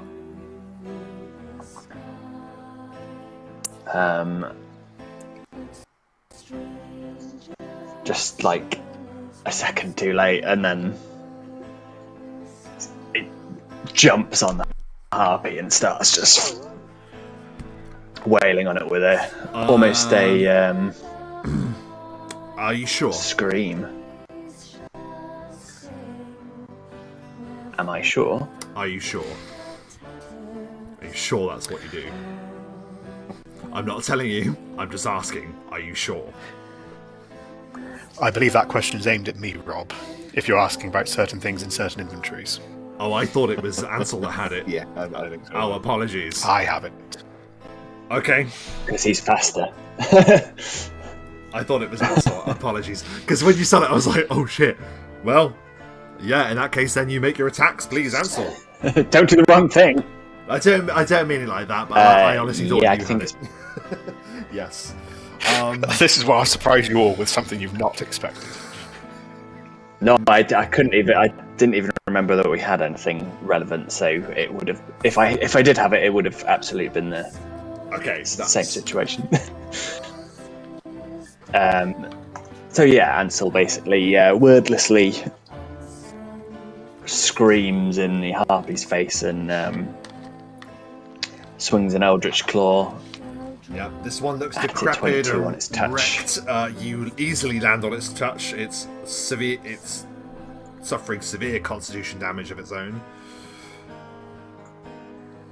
And it's about to get worse for it as it takes 24 points of damage from Ansel's. It's bad. It doesn't kill it. It doesn't kill it! No. Fucking hell. It cut through one of its wings and blood sprays everywhere. And it's like its broken, beaten form. It's beating its wings over what remains of obsidian. But yes, it still lingers. Well, that is all I can do. That is my turn. Obsidian, the laughter, and a voice saying, "Most that enter this realm follow the light, but you will look to the east, to my realm." Silasta, it is your turn. I spoke too soon. I used my teleport to heel kick the harpy out of the air. Yeah. I knew this was coming. So, I knew this was coming before you even said it. I was like, you can't get to me. here's the thing, Rob. If you will permit, I don't know if this is going to work or not, but this is what Silaster will attempt to do, because that was me thinking, I've got one more teleport left, and I don't. I used it to heal drop the other one. So Silaster, Because why wouldn't you? Why would you expect me to walk into my own cloud kill? Silaster, just taking a long shot here, is going to run 35, 10, 15, 20, 25, 30. I don't even know if it's going to do anything. But Silaster's going to run, pulling out the Staff of Revivify, or whatever the actual name for it was. I don't fully remember. Yeah, the gates. And just hope that if I can... The Gates of Mortality, thank you. And just hope that if I can channel it and javelin throw it into Obsidian and just... that's all I've got. I can't double move and use it because that's too many actions. It's noble.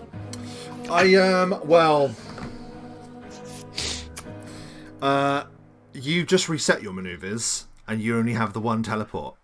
I'm struggling with that fact because I only prepared one of the teleports. One of them As is a a standard party, action. we're all over the shop because Ansel teleports everywhere, and Silaster can do it. So one of my teleports is a standard, and one is a move action. Okay, let's have a look at. So I didn't prepare the standard one because I'd be useless to do a standard action to something in the air.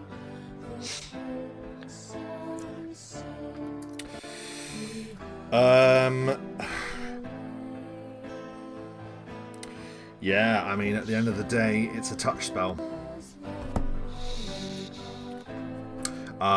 So it's... It takes a hefty, powerful feat to be able to cast touch spells on Summit and whatever.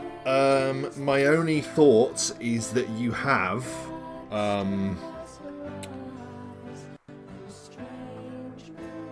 you do have... Wait. Okay.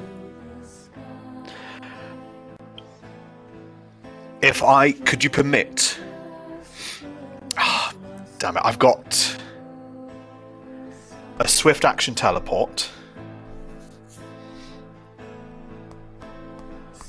Do you actually, though? Because I've... It's only 10 feet. There's only one other solution. 10 feet. Oh yeah, you've got those anklet... Yeah, that's not enough either, is it? And I go, that's 2 swift actions, which would not work. Well, you started there. 5, 10, 15, 20, 25, 30. And then 1... Yeah, wow. That's short as well. By literally 1 square. Okay, so this is your turn, and it says it has to be in a round of its death. We've just had Obsidian's turn. I'm gonna say... I died on its turn. Yeah, and I'm just saying we've gone to your turn, and you are not the only thing that acts on your turn. So, his fate, intrinsically linked with yours, Obsidian, I think is enough to warrant Trick the attempt to catch Silaster throwing it to use it.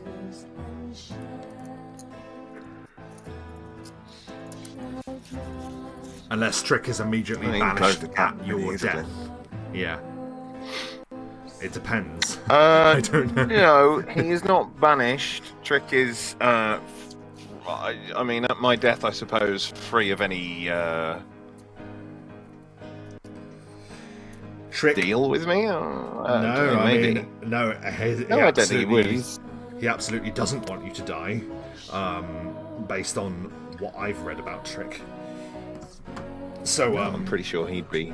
He will be there. So in that case, then, if you would, Silaster, you can give me. We still need to do something to see if it works, because I am worried that we're saying that we do this and it works. We need to make sure that a successful touch is made on Obsidian's body, and that means that you have to deliver that staff to Trick without reaching him. So you can throw it. You can, I don't know, but that has to determine it. And if that's successful, then we will say then Trick is able to catch it and use it. If it is unsuccessful, then you don't make it in time. I think that's fair? You know what? To lessen some of this, I will use my Anklet of Translocation to go an extra 10 feet. So I'm literally so close. And then I just attempt to pass it there. I will do a range attack. Which you wouldn't need to throw it then in that case. Because Trick's movement was there. 5. Does he move 60? It's a fly speed of 60, right, Obsidian? 50. 50 feet, but so he can 10, move 15, to that 20, square 25, 30, 50. 35. Oh, there you go. You can just give it to him. Take it. The drama of the moment. Yeah, sorry. I'm sorry. No, it's all right. I can get it. No, he actually has. No, he has the flight speed for it. So Trick rushes forward, grabs hold of it, and goes for master. And it is just anyone can use it. So he will place it upon you, and within the round of your death, Revivify is cast upon you, Obsidian, and you are brought back from the brink. What do you see Past the brink. in the realm of death, Obsidian? I see the realm of death. You can think about that if you like, as we conclude the combat. Yeah, absolutely. So that was Silaster's turn. Harpy 1 is still there. He's going to just shoot at Silaster because that's what he's been up to. It's fine. That is a 2 on the die. Ooh. So that is a miss. And then Harpy 2, broken and beaten, is going to try and flee, but it will try and swipe at you, Ansel, whilst it does so. That is a miss. It provokes an attack of opportunity from you, Ansel, as it goes your way. Yeah, we'll absolutely take it. 20 on its touch. That is a hit on its touch.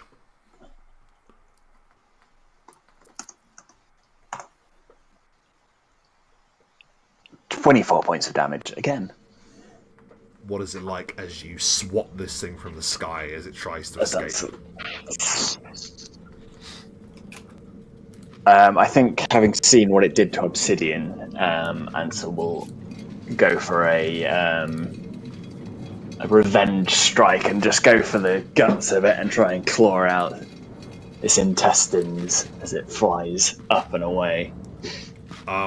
Yeah, you make the strike and it continues flying for at least 30, 40, 50 feet into the air before it realises it's dead. Blood pouring, raining from it as it then spirals out of the air and slams into the ground at the bottom of the stairs.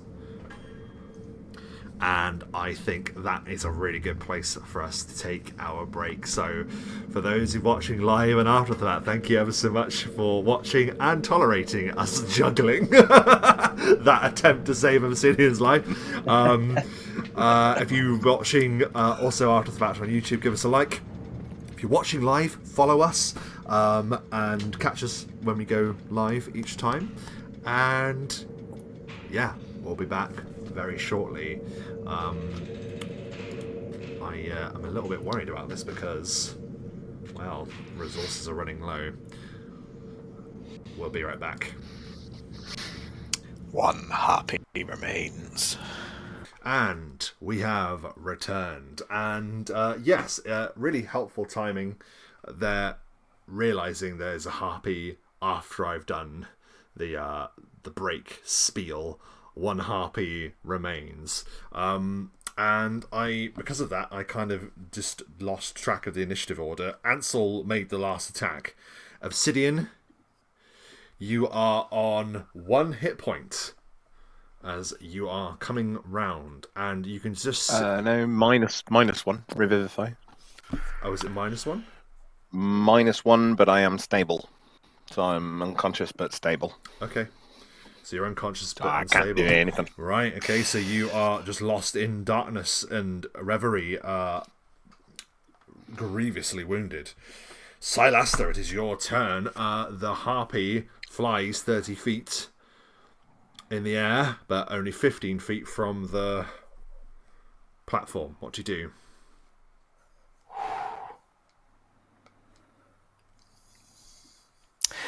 One of my few options. I am going to go to the corpse of the harpy that was brutally murdered, and I am going to ballista throw it into its. Like pick up the corpse and just yeet, throw it into its ally. Which means, That's not what technically, I as it's dead, right. I can't. It doesn't need to make a save. So, in theory, the other harpy just makes a reflex save for half damage or not. Okay, what's And the it can't save really it fall needs to prone make? 'cause it's in the air. Yeah, DC 17. It can fall prone if it's in the air. That Oh. is a fail. Oh, then it takes.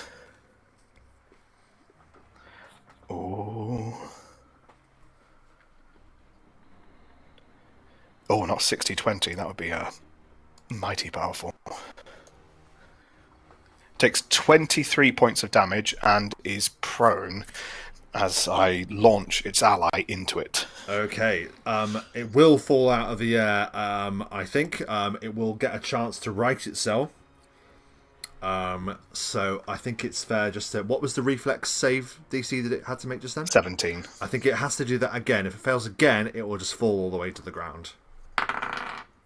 That is a natural... a critical failure, sorry. So that is... it gets smashed by its mate and then falls to the ground. It falls 30 feet, ignores the first 5. So please roll me 5d6, please, Silaster.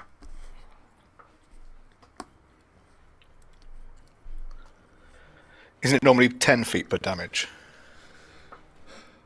I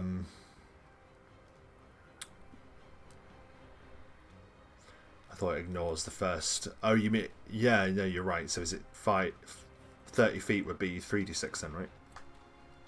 Yeah. Is that what you're saying? Yeah, so 2d6 then in that case. 6. It hurtles, you throw the thing at the harpy and it falls to the ground. How does it die? Oh, very nice. I'd like to think that Silas doesn't really look at it. He just picks up the harpy and sort of just throws it back whilst keeping focus on Obsidian. As the harpy just goes headfirst into its Crunch. brethren. And then the battle is concluded.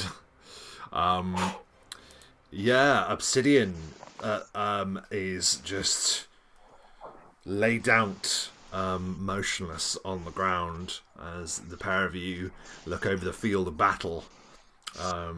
A loud battle that has just occurred here, I will add. I'm going to rummage through Obsidian's pockets for some black sand, because I remember he had 2 vials. He does. Unless, Ansel, do you have anything to bring him back? I appear to have a inflict light wounds wand. I can use one of the charges on that. Let's do that then. Very good. So inflict light wounds, I believe, is like it's like cure wounds. So I think it's light. It's 1d8. Is that right?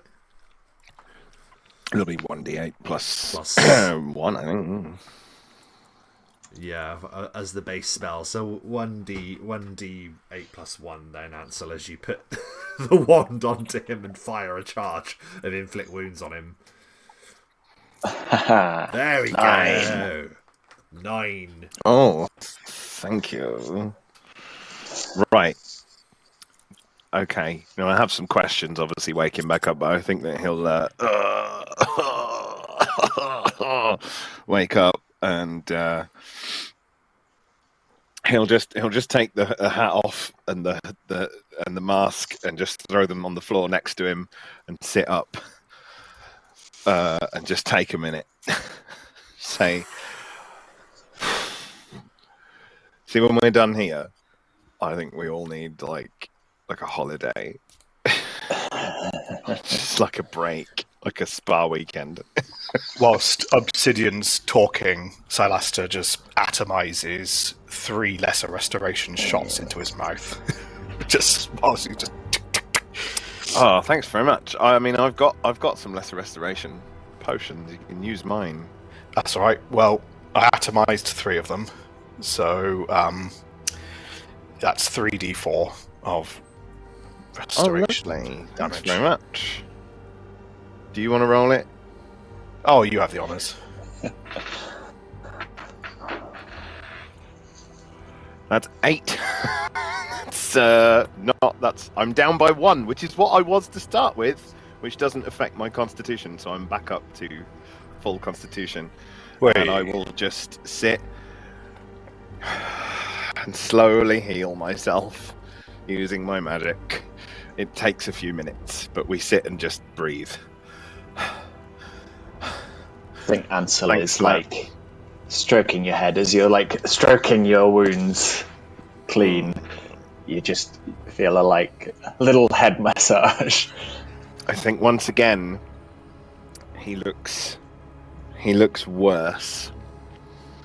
He's died twice now, and every time when he's come back, he's looked A more little more drawn. more close to the power that he wields. Less like an old family man, and more like a necromancer. Like his eyes are just a little bit paler. 'Cause he had kind of green eyes before, like it's kind of a really pale green now. And he's just looking just more drawn and worse. I'll look over the bodies whilst this is going on. You absolutely. But he will eventually get back up to full hit points after a few minutes of chilling. Yeah. Ansel's going to spend the time looking around using detect magic and using his invisibility and dark vision sight, constantly keeping an eye out to make sure we don't get ambushed while Obsidian recovers. That makes me wonder. You have always got invisibility sight as well, do you, Ansel? Yeah, but I don't think it necessarily would. I don't think it really would have affected that much. Because I was like, oh shit, maybe you should have seen them then. I will have to look into that. You had only just stepped into the room when they attacked anyway, so we'll just say they were camoed or something, I don't know. Anyway, right. I got a very poor spot check, I think, before that, so I think it would Damn. cancel that or something. Hide behind, Sorry, guys. hiding behind Carry on statues. searching and stuff. I'll That's be back. okay. In 2 We'll come seconds. back to Obsidian because we have a question for Obsidian. What you find, Ansel, Silaster, you find each of them have a +1 frost composite longbow. So that's 4 frost composite longbows. They can go in the bag of holding. They also have. Can you roll me a 2d8 for me, please?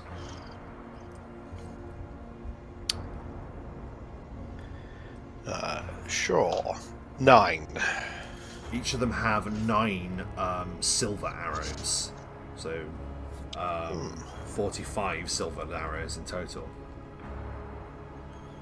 Sorry, 45. No, not 45. That'd be 36 silver arrows. Cool.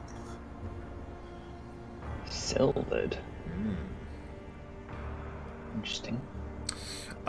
You can give me a Obsidian got this with his with his knowledge arcana to learn what they are. If you have dungeoneering, I think I'd accept a dungeoneering roll if either of you have anything like that. If not, it would just be a base intelligence roll. Straight intelligence. Straight intelligence.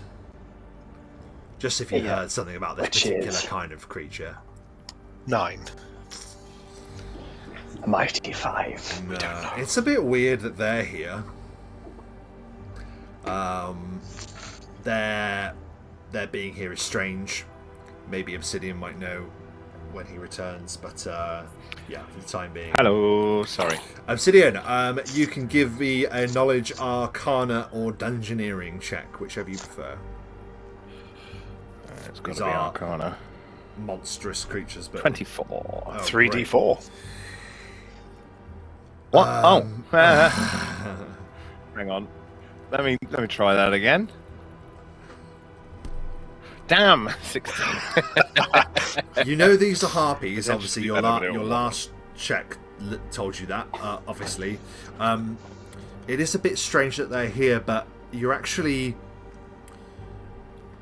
know these creatures to be quite mercenary in their ways, and harpy archers in particular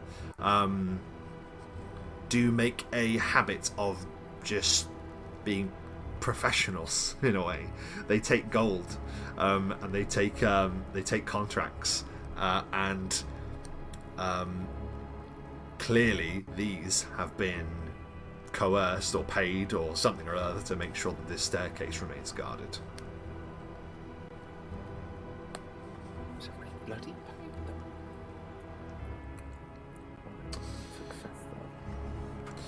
And as you're back, Obsidian, have you given much thought to what I asked you about what sight or what sort of something did you witness?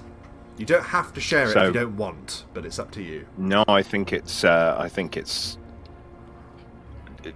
he definitely saw some stuff. I think that initially, it was kind of what he would expect to see, what he saw the first time, which was like his wife and children, and the kind of family and that part of him. And it was an image that sort of was quickly almost blasted away with undead necromantic power, and then he just saw the potential undead army that he could essentially wield one day. Sort of almost like it exists. He just needs to find it. The voice... in some other world, this power. The voice that had echoed within you in your final moments, or what could have been your final moments, said, "Most walk to the light, but you must walk to my realm to the east." I think as you witness this undead army, you witness it rising from this land, and you see plane after plane, field after field, entirely covered with mausoleums and graves as far as the eye can see. A black sky roiling above as your army all bow to you. A graveyard realm, you might say.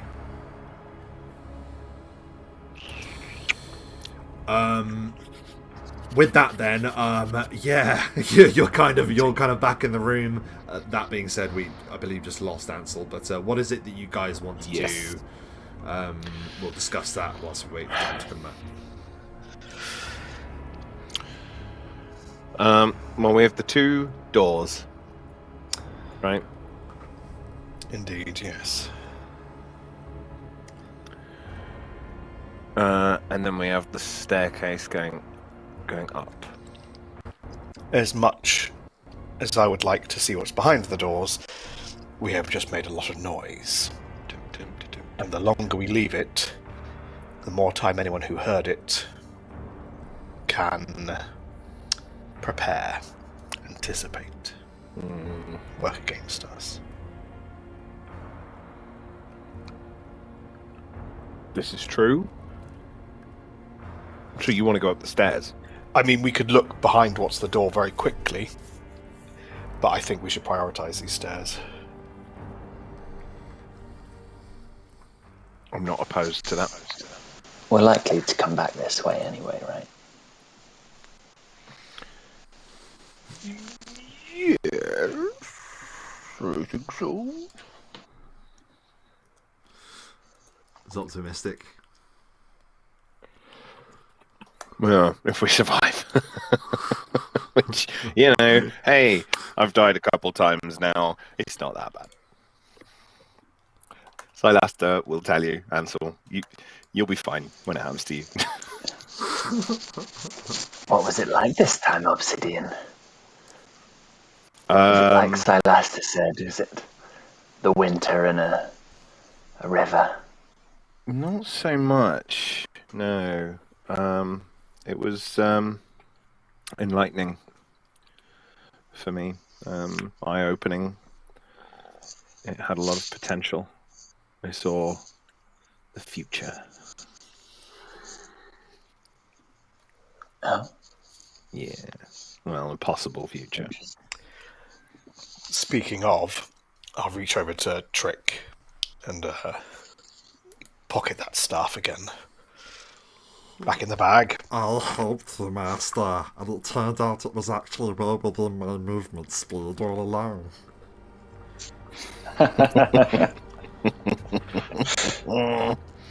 How many times can that staff keep doing that? Three more. altogether? No, three more left. It had 5 charges, we've used 2. Yeah, we're good. We're good. We got no worries. Bring it on, that's what I say. Let's go up the stairs. You know, and you want to check the doors. Do you want to check the doors first?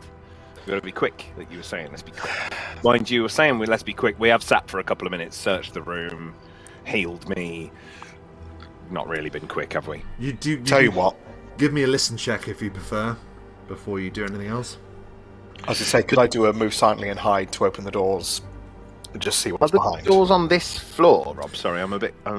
Right, so where the raised platforms are is... So all of the wood is raised. The gaps that you see there is like a bridge. So the doors are on the ground floor beneath. Oh, I see. Okay, right, gotcha. So these are sort of gaps. Yeah, it's hard to do double layers. So we'd have to go back down and look underneath.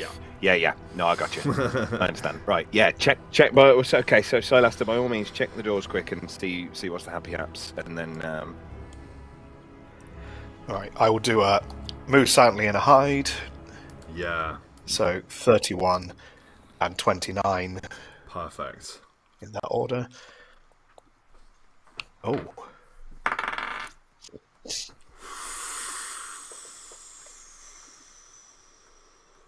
You open the door, and it's even before you approach the door, you hear the sound. You open the door,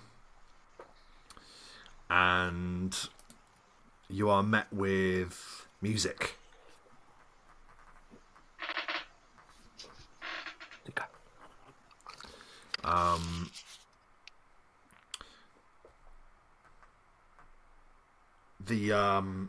The unmistakable sound of an organ is playing.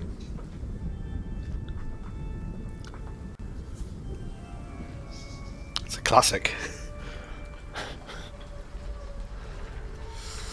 I will close the door. There doesn't appear to be anyone at the organ as you close the door. One last detail I will note as you close the door. You can't help but notice that there were a number of very, very dark, shadowy corners to that room that appear to almost roil and shift as you open the door. But then the door closes as you finish your brief investigation. Well, that's the entrance to the castle, the formal entrance, but there's an accordion in there. least of our concerns for now. I say we rush up these There's an stairs. accordion. It's not an Sorry, accordion. organ. No. What should we do with a drunken vampire? What should we do with a drunken vampire? What should we do with a drunken Way less vampire? spooky. Early in the morning. So you want to go up the Do you stairs? think the other door leads the same way, or do you just... It looks like I couldn't see it, but logic would say that's It what's looked going like on there. one massive audience chamber, one great hall. You noticed that the floor was slick and red with a marble pattern. Okay.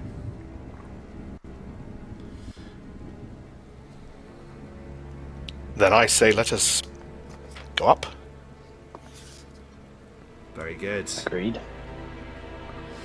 You begin the climb, and the stairs creak as you go higher and higher. You pass rafter after rafter, and you see, spinning off many different directions, that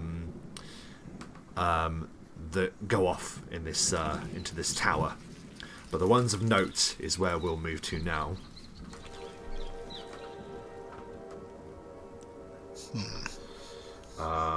As we change map, because we're going to the upper section now. You continue to the very top, and yeah, you see that there is this this sort of like great open plan floor with a balustrade that runs around a gap. Now that gap falls all the way down to the ground where you just been. Okay, so that's a long way down, to be clear.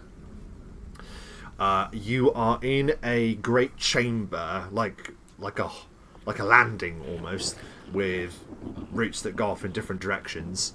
A number of great portraits line the walls. Every now and then there are statues and pillars of stone.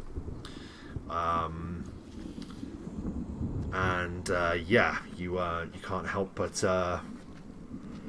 but feel like this is towards the top of the tower.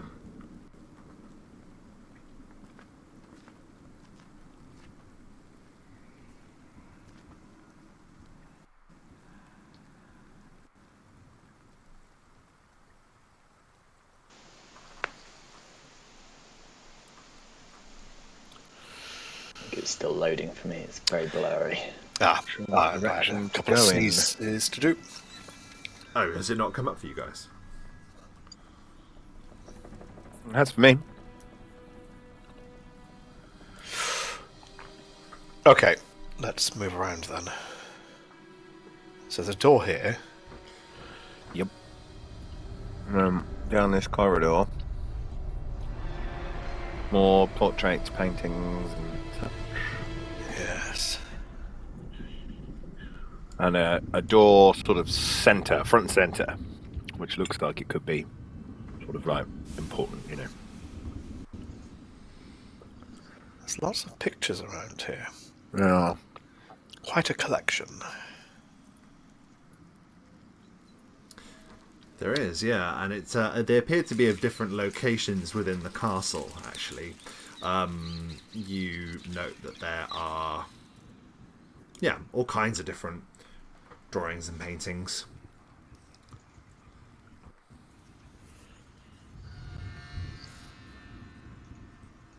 Do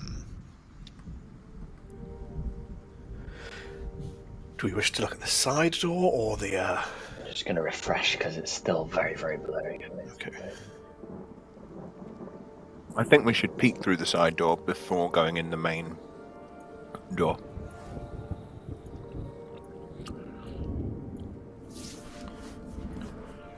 Because it could be that it's some sort of, again, it could be like a little guard room or something. We maybe want to take out whatever's in there first.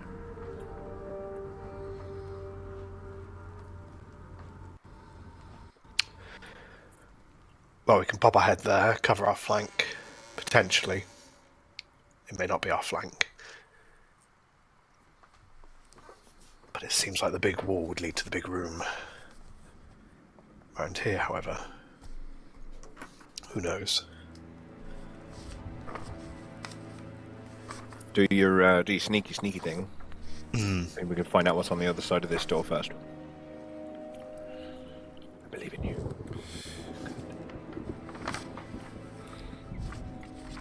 Okay, so you move there. I'll do my move silently and hide checks on that door then. Okay. Move silently 39, hide 29. It may be, who knows, it may not even be unlocked. Uh-oh. You open the door pretty much without making any attempt to listen or check or anything. So you open the door and I did. no, you did move silently there, and you did move silently and hide. Yes. That doesn't necessarily mean you were trying to hear what was behind the door or do any checks like that. You fling the door open and the door catches in the wind, though you could have opened it just slightly because your hide, which number was the hide there? 29. I was going to say, you're attempting a little peek through a crack in the door, right? You're just trying to be sly rather than... No, I know. Okay, you open the door and absolutely brazen. It is a quick glimpse, and you do spot that there are, apparently 4 cultists menacing in dark robes, waiting on the other side of the door. The door that you opened definitely leads outside. And as you had opened the door, you can't help but notice that the sky above is a bleak crimson as the sun is setting.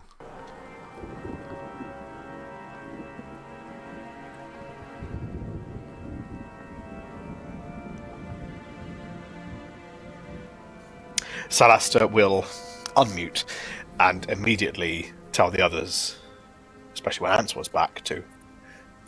Yeah. I think we need to not open that door. Is there a way we can bar that door? Well, that's entirely up to you. Not casuals, but it's 4 cultists. Yeah, but does that not lead out onto the roof where all the rest of the bad stuff is? We're way higher than them. No, well, it definitely looked like battlements when you opened the door, so you could argue that they're connected. You don't know. Good point. He's back.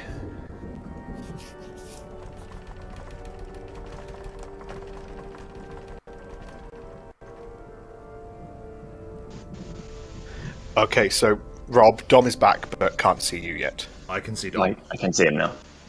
Cool. Dom always appears last for me for some reason. Okay, so Dom, just to catch you up, Silaster silently and stealthily opened the door a crack to view that there are 4 cultists behind that door. That door opens up to the battlement area, though you don't know how connected it is, but obviously it leads out to where you've seen a number of forces before. And then he closed the door very quietly again. Very good. Yes, as Obsidian pointed out, because I was...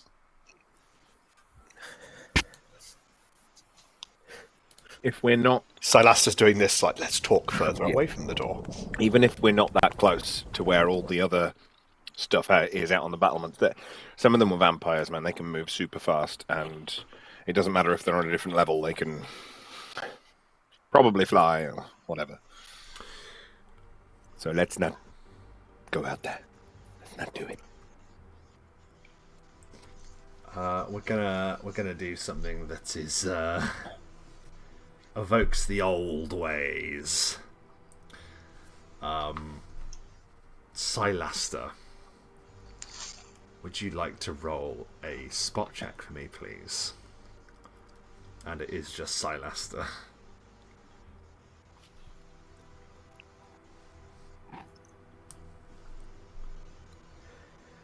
$20.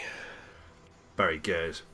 There's something instinctual that leads you to consider these blocks that are sort of like in the middle of this landing. You probably notice that there are two bits in the middle. Yes. And they are adorned with paintings and statues and artwork. But there's something about your elven instinct that leads you to be able to find secret doors where others may not. Which I don't actually remember is a thing in this one or not. But It is. It is. I thought it was, yeah. So you were able to spot that there is a secret door on the one nearest you here. And it is positioned... Let me just show you, actually. I can show you. There.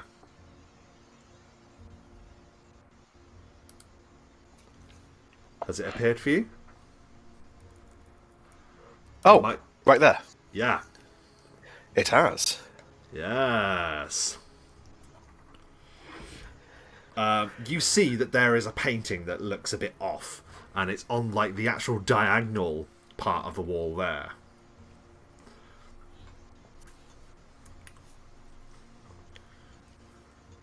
Yes, Alastair is drawn to it, his hand kind of running across it.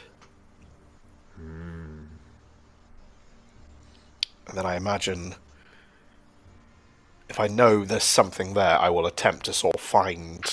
Yeah, you find it easily because you've located it. You find that there is a small latch on the side of the painting frame, and just applying the smallest amount of pressure unleashes the latch, and you're able to open the way.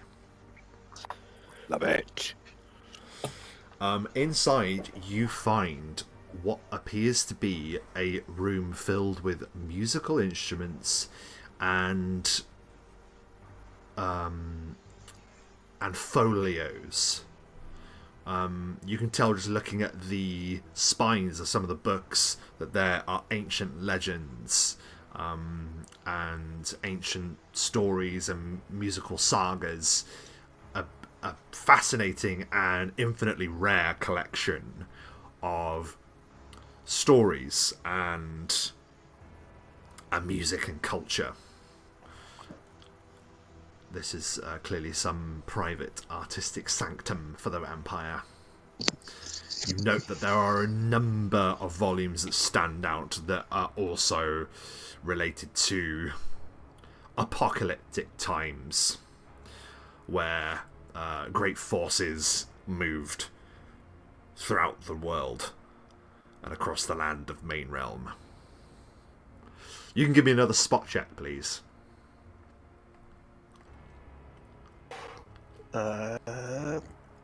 22. You note that there is something funny about this place. You notice that there are other ornaments upon the walls as well. You note that there is another secret door. There's another concealed door over here. This one, however, is like... Doors within How are doors. you doing This one appears to be sort of like a stone mosaic that is like inlaid into the wall, and it looks almost impossible to move. It appears to be of a moment in a great operatic saga detailing the exploits of Zalax, the leader of the Loyalists in battling against the True Light Rebellion. This was a tyrant of the Second Era that led the Ezamar in battle against those that sought to usurp his right to rule all of Main Realm. And it's simply called the Fall of Zalax. And Zalax is spelt really weird. I believe it is this. It is in my notes, so if I have to change it later on, don't call it canon.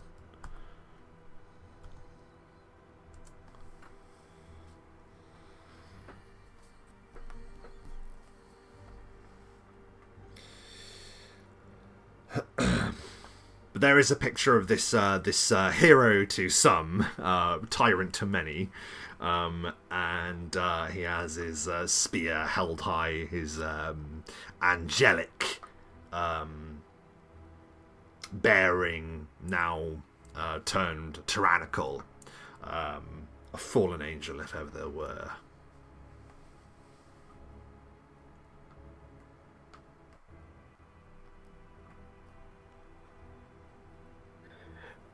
Well, it conceals another way. So let's see. What secrets does Zalak hide?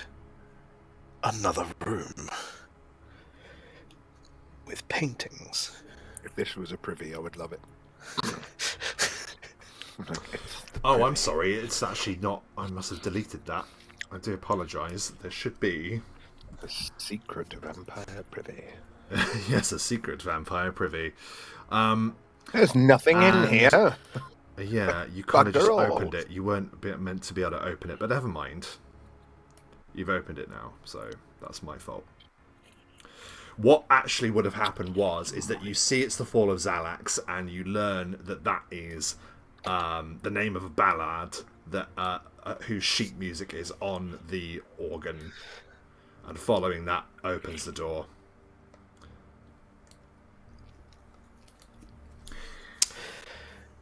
But that was my bad. I left it unlocked, and inside there is a chest.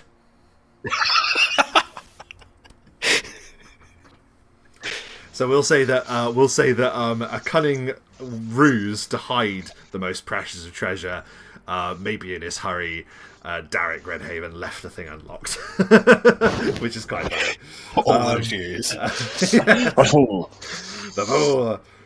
There is a number. Like I say, there's this big chest in the middle, flanked by ancient portraits and works of art.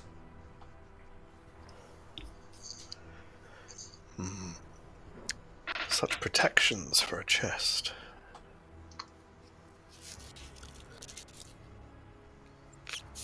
What is the art of? Is it more of Zalax or?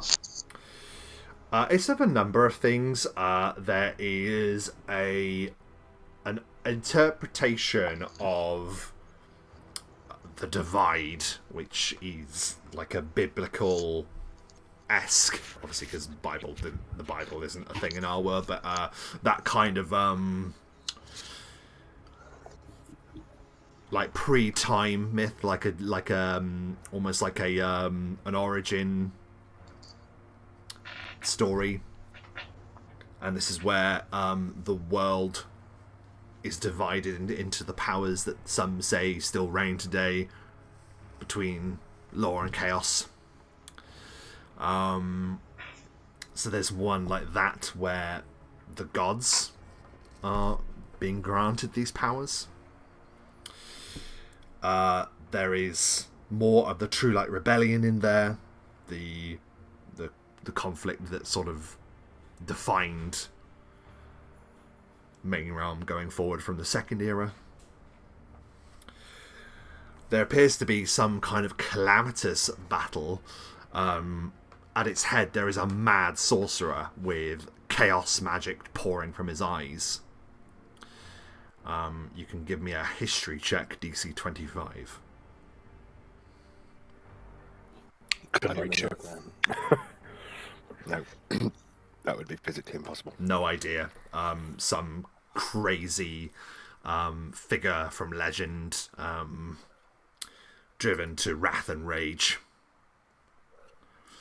And there is another one, and it is simply of a tavern. And do any of you have knowledge of the planes? Nope. Give me a straight intelligence check. Do we not all have knowledge of the planes from something? Yeah, I was going to say, I thought you got at least the ability to do it from your time in the... 25. You know this, Ansel, to be the windswept madness of pandemonium. And it is said that in the heart of the realm of chaos, where the winds blow it to the point that you are driven mad from the sound of it, that there is a singular tavern that is home to all sorts of eclectic creatures, shall we say. A shape-shifting actor? A shape-shifting actor, one might say. From another story, from another time.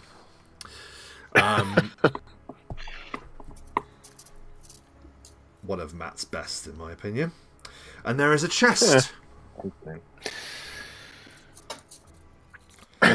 Open it. On you go, Celesta.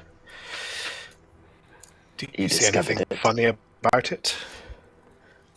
You don't I think mean, there's is it anything funny magical about it, but or you don't have the ability invisible? to... Yeah. Well, that's what I was asking Ansel. Sorry, I should have said.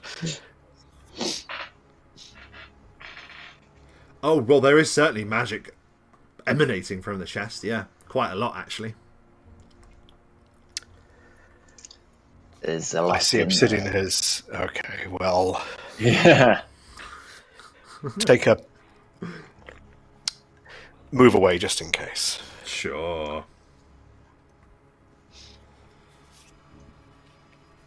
I mean, I think I can take more of a Died magical enough hit than you today. can, but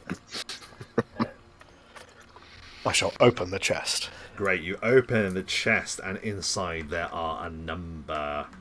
I pocket everything. Yeah. you bastard. Okay. First, there is a there. I can't find the door. He's closed it and I can't find the door. Is it marked I a don't have the secret again? ability. That's Guys! hilarious. Guys! Fuck, where's the handle? Can you actually not see it? No, I can. I can. Okay. He closed the door on me. Okay. So inside there are a number of items. But resting upon it, there appears to be some kind of report, like a document, scrawled in parchment, upon parchment, and it says, "My Lord Namorator, these items have been gathered from the four corners of this realm. For it is known that should the strangers happen upon them, it will help their cause indeed. Why not put it to use and use it against them?" Oh, I mean, that seems way too good to be true, doesn't it? Do you know what I think? That just seems like the cheese in a It'd be mouthful. quite a bluff to hide it in a hidden room, in a tower we're not supposed to get to, in a castle we're not supposed to be able to get into. Well, let's see what these things are then.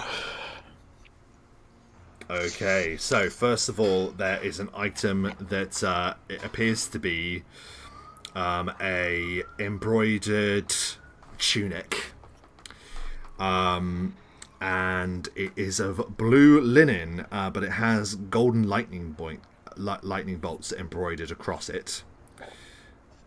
This is a bolt shirt. And wearing it, you can teleport with no chance of error to any location within 60 feet, as long as you have line of sight and line of effect to that destination. A harmless trail of crackling sparks traces the path from your original location to your destination, making it obvious where you have landed. And you can't use this shirt to move into a space occupied by another creature, nor can you teleport into a solid object. That is a bolt shirt. Basically gives you a 20-foot teleport, though it's pretty clear that you have where you've gone when you teleport. So that's the first thing. Fancy. Very fancy.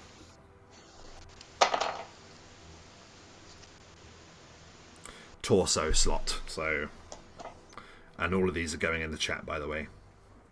Cool.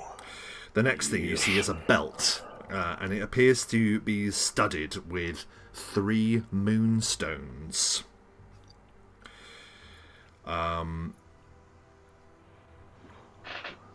This is a healing belt.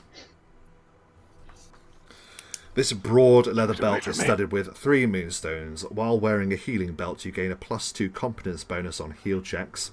This is a continuous effect and requires no activation. In addition, the belt has 3 charges, which are renewed at each day at dawn. Spending 1 or more charges allows you to channel positive energy and heal damage with a touch.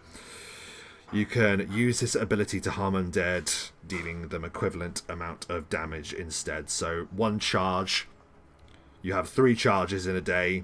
You can use 1 charge for 2d8 heal, so that's either used to heal you or damage an undead. 2 charges is 3d8, 3 charges is 4d8. That's the healing belt. So you effectively are a walking, well, you have a, what's the word? A defibrillator. Yeah. Okay. But not for me. It would be the opposite. It would be bad for you. Keep that away from me. Okay. I don't want it. I don't want it. So that's the other thing. There we go. And there is some other things as well. There appears to be a badge inside. This ornate platinum badge is set with 2 large, I can't even say this word, cabochon aquamarines. Whatever that is.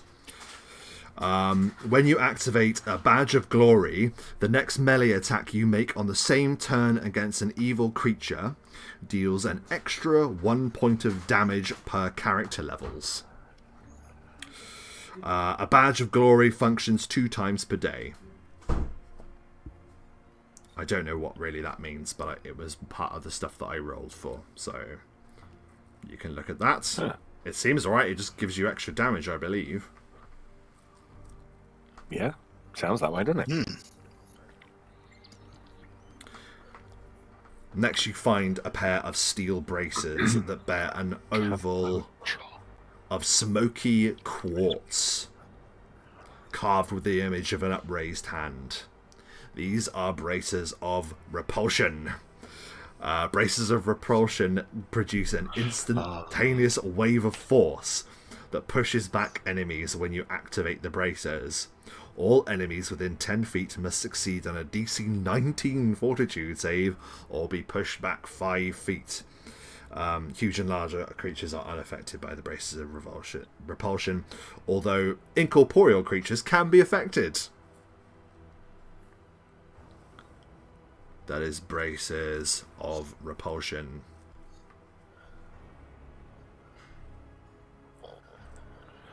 Very cool.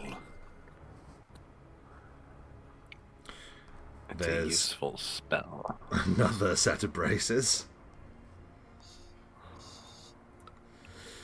There's quite a few things in here, by the way, so buckle up. Each of these braces, so each of these mithril braces bears an image of a needle-sharp dagger. When you activate braces of Quick Strike, you make 1 extra attack with any weapon you are holding if you already made a full attack on this turn. Now I'm just going to say that counts as an attack. You can Quick Strike with your fists as well if needs be, if Silaster you wanted this, or Ansel, or whoever. So yeah, 1 extra attack made with a weapon you are holding if you already made a full attack on this turn. This attack is made at your full base attack bonus plus any modifiers appropriate to the situation. The effect is not cumulative with any other effect that grants you an extra attack. So if you're using Rapid Shot or Hasted, this effectively gives you a haste function, and it works once per day. So once per day, you just decide, I want to do an extra attack. Boom. Once you've already done your full attack round. And I will also paste that into the chat.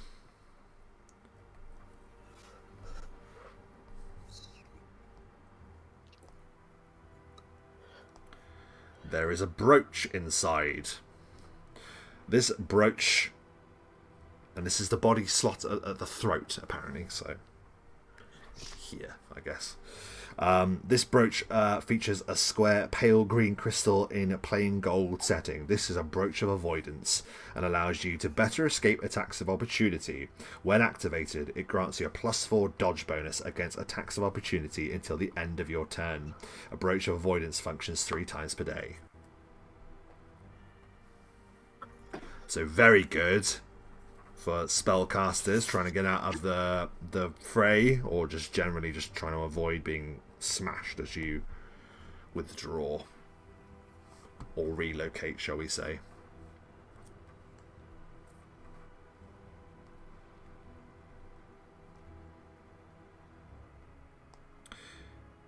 There is one last item in here.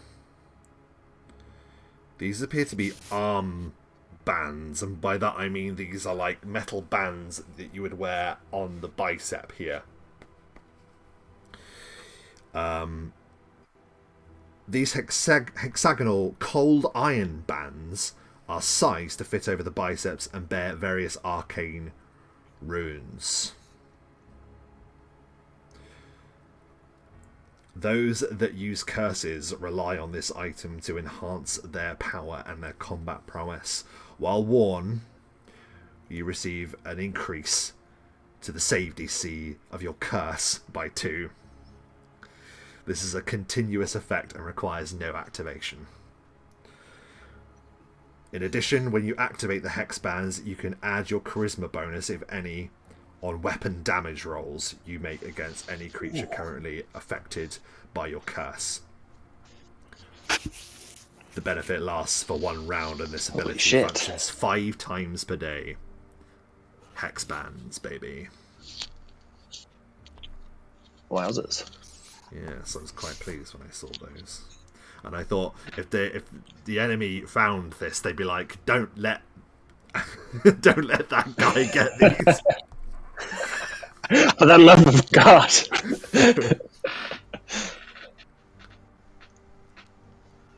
That is what you find. Oh, sorry, and some potions. Let me get the potions. Let's start with Silaster. As you opened the chest, could you give me a D100 roll, please? 27. 27. I think I know what that is. Would you like to re-roll? Is it an oil? It's an oil.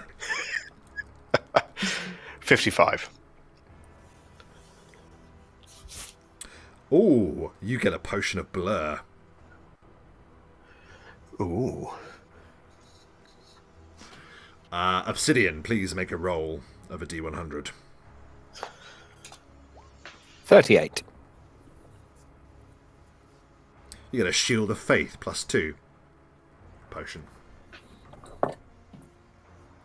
Nice. Ansel. 37. You get a Shield of Faith potion +2. Excellent. And one more each, please. Michael, Silaster, D100. 15. You get a potion of Bull Strength. Ooh. Obsidian.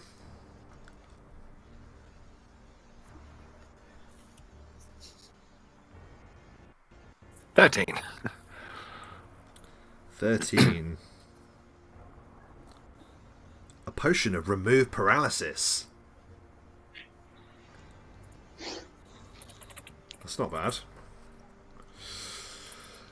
Ansel, last roll. 20. Ooh, okay. I'm going to have to ask you to roll again, but a different dice. Can you roll me a D6, please? Yes. 2. Okay, you get a potion of Resist Energy Cold. So this subject gains That would've energy been useful a minute ago. resistance 10 cold. Yeah, well. So you can just look up the it has the spell resist energy for cold. And that's what you find.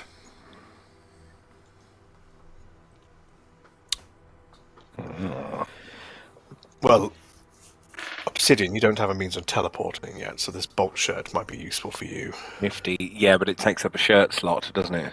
Yes. Yes. I'm wearing a chain shirt. Wait, I would lose 4 points of AC bonus. no, but doesn't like that go over the body, and then the shirt go over the torso? It goes on whatever it goes on whatever slot it says. So, what slot does it say? I've posted it into the chat. Yeah, I'm just having a look. Body slot, torso.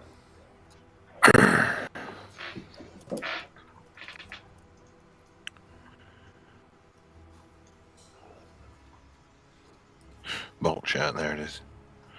Body slot, torso.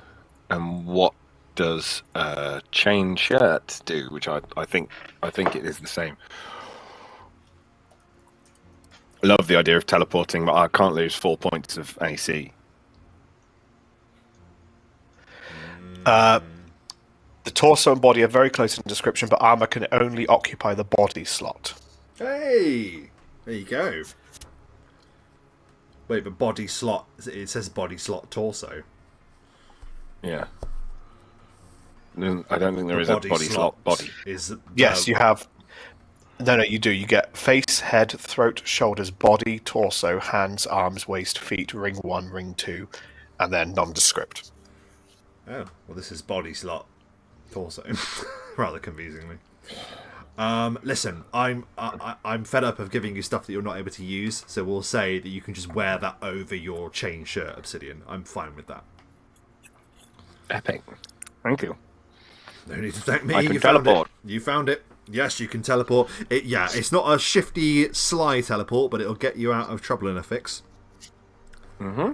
So that is 60 feet of travel. Yeah, great. I'm guessing our hex bands are going to Hansel. Yeah, once per day. Yeah. Yes, please. Activation. I've also lost Rob, so I'm going to have to refresh. I'd happily take the healing belt. Yes. Yeah, the healing Good belt's shout. really good. And the hex band's obviously to Ansel, yes.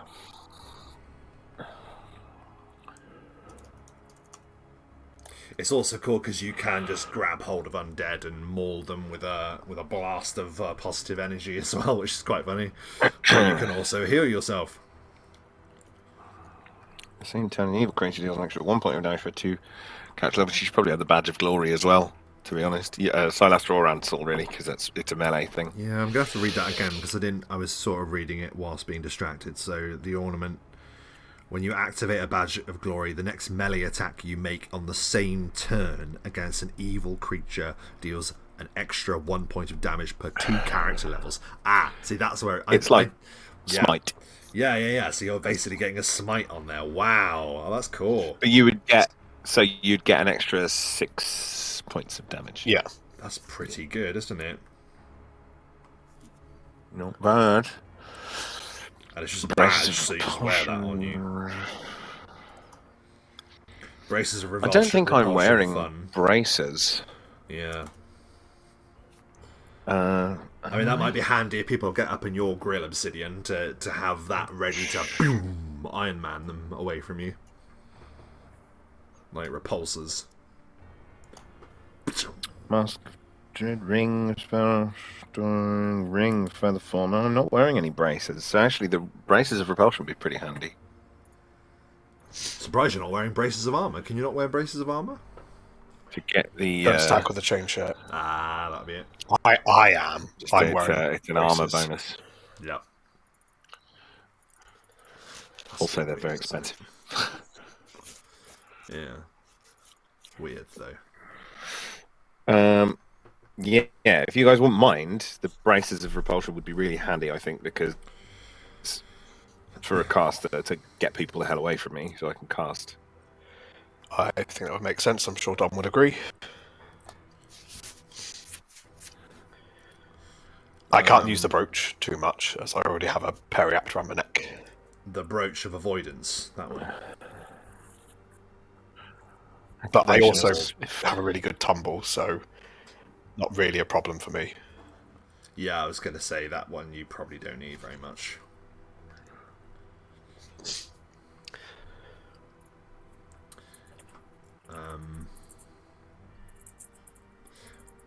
Just waiting for Dom. Yeah, I was going to say he hasn't appeared for me yet, but...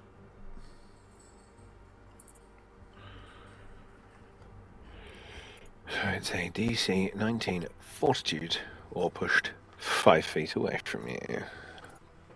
Nice.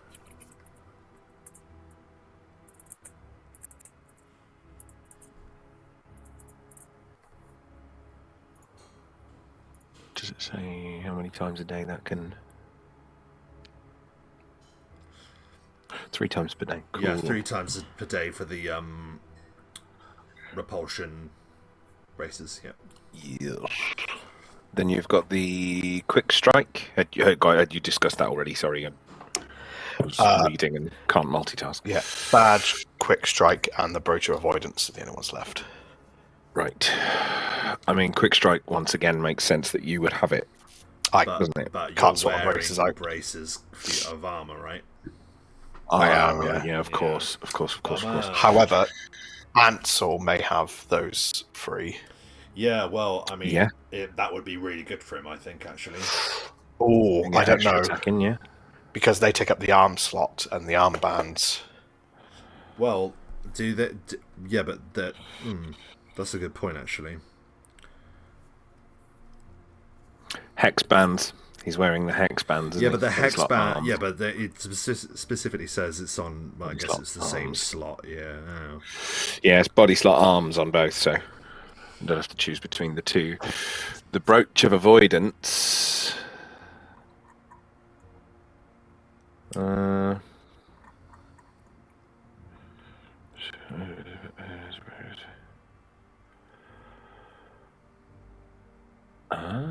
Okay, so it just gives you the mobility feat, sort of. 3 times per day. Yeah, effectively. That comes down to how many brooches you're allowed to wear, because I'm wearing a brooch. Again, I don't really know. I'm probably going to say the one, I imagine. I think it's body slot throat, so yeah, I think mine is as well, and mine's the wink brooch, which is... Oh, that was good for your... It is spicy particularly good for me, but then... yeah.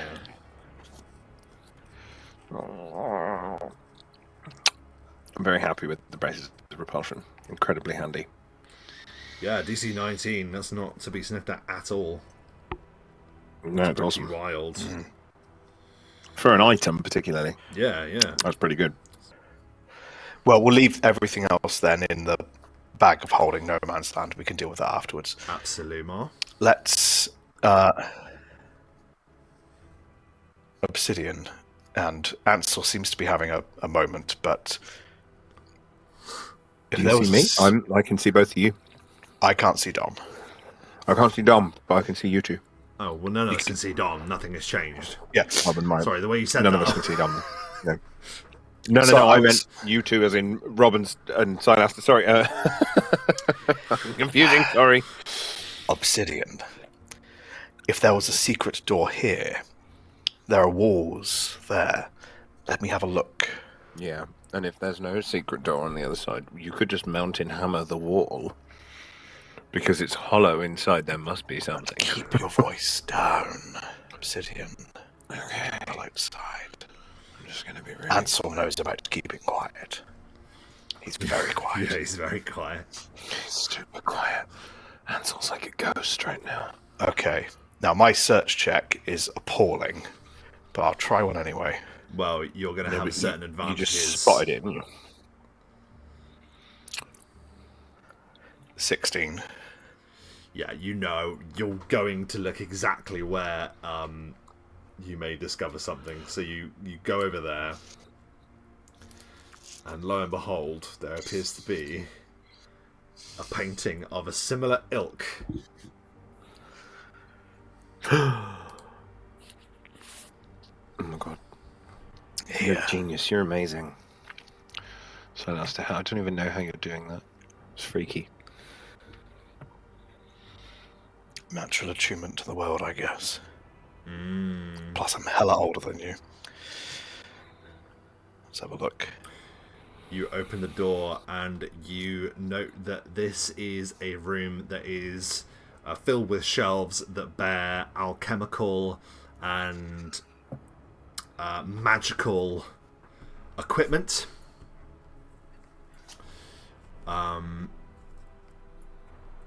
There appears to be a similar looking setup to what you discovered in the archive downstairs.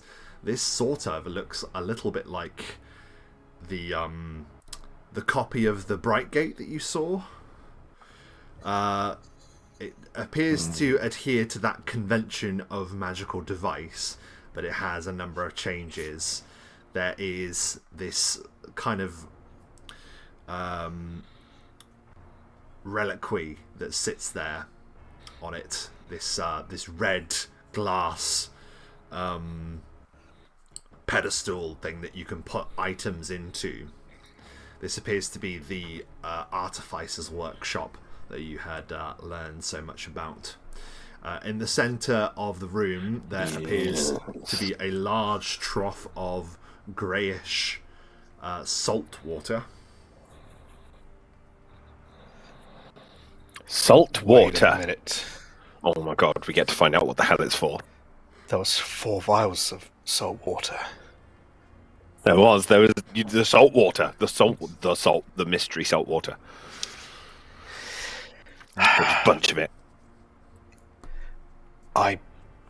This is foreign to me. I need one of you or Ansel to look. What, Ansel? What am I, chopped liver? You or If only Ansel was here. I said you or Ansel. I'm just an idiot. Right. Can I attempt some knowledge arcana on this bad boy to try and figure out the setup here? Just on the whole area. Salt water. On what salt water might be used for in ritualistic sure. situations in this device. What if it's a crafting thing? The salt water is used. You knocked my confidence, man. That's your fault. This is a competent. It's 15. This is an artificer's laboratory, certainly, and there is a number of different, like I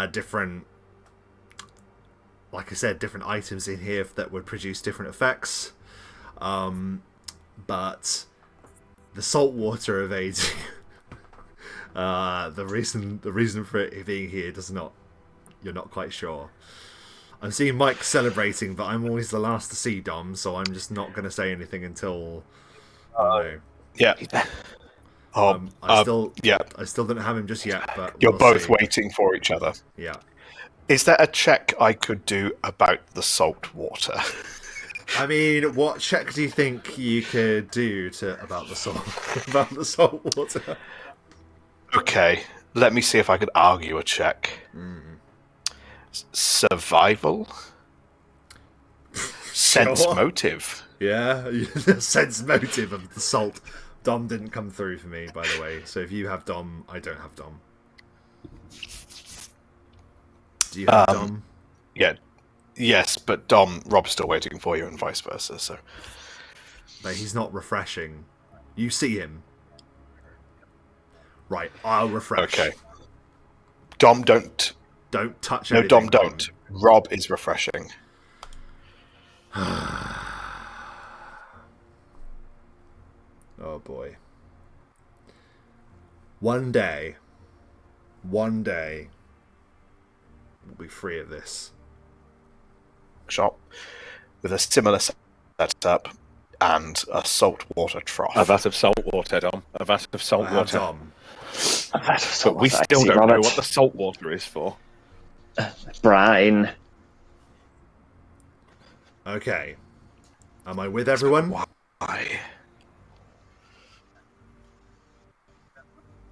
Yes? Yes. Yes. Okay. Cool. I think my dog might be about to do a wee on the floor. Oh my god. Sorry, I'll be 2 seconds. Oh my god. So, Obsidian tried to do a Knowledge Arcana and failed. I will do a Knowledge Arcana with my basic Oh, I can do Knowledge Arcana. 13, even less. The only thing I've got is survival, and I don't think that's appropriate. 30.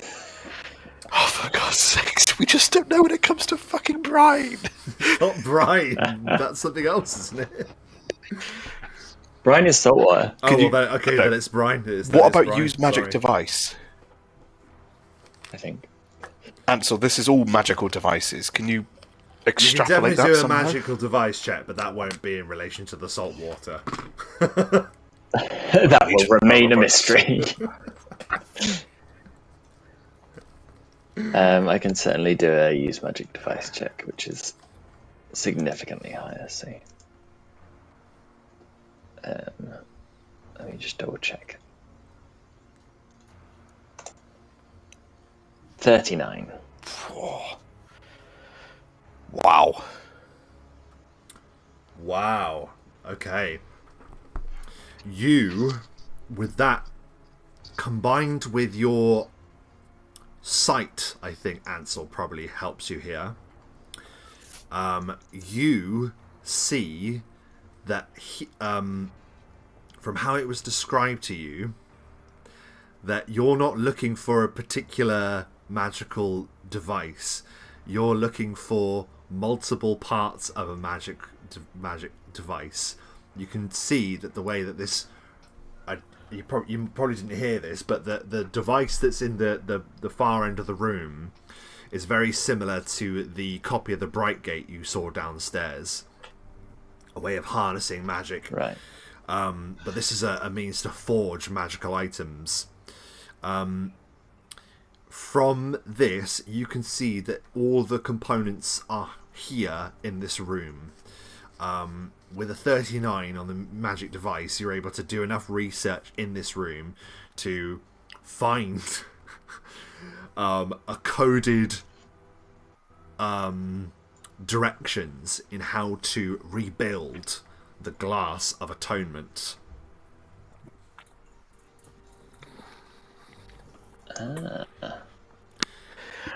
This must be a cooling vat. Maybe you And merge the items and it cools. and the knowledge that you Okay, summons forth tuna. you know for a fact, Ansel, that there are some superstitions that have a power to them, even to something as mundane as drawing salt circles about oneself to protect you, and perhaps imbuing an item with this power can also have the same effect.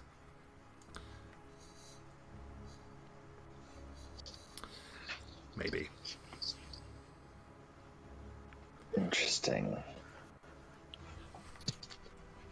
You find notes from So- Erevin the Artificer, coded that his fear to leave the glass intact would lead to its discovery.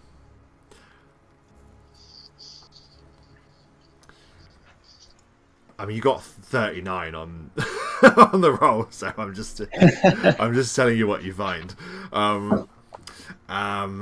So you are able to sort of like piece together like hidden fragments of like of a diagram that you can then use to construct or reconstruct the Glass of Atonement. And you find it's you find sort of like a hilt that's almost like a sword.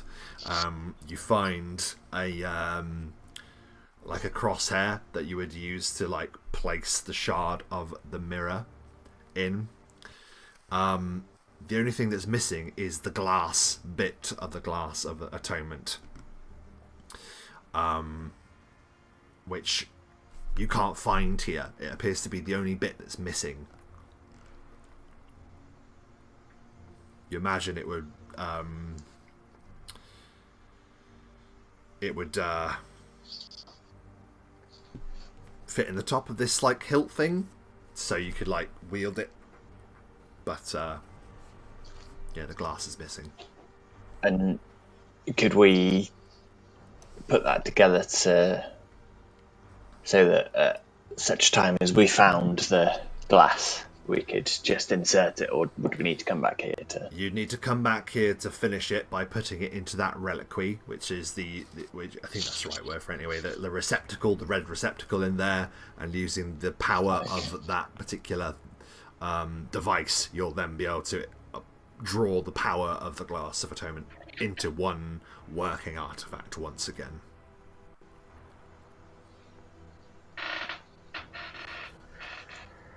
So well, we should keep an eye out for... Yeah. He's going to have it somewhere, isn't he, in his main chamber? Maybe. I think so.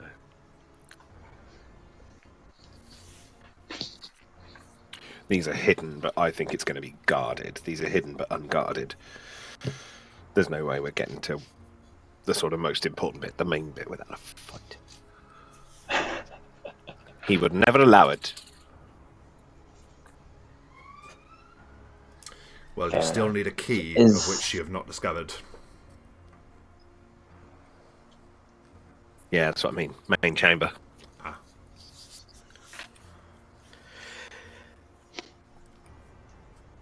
okay. Well, let's crack on then.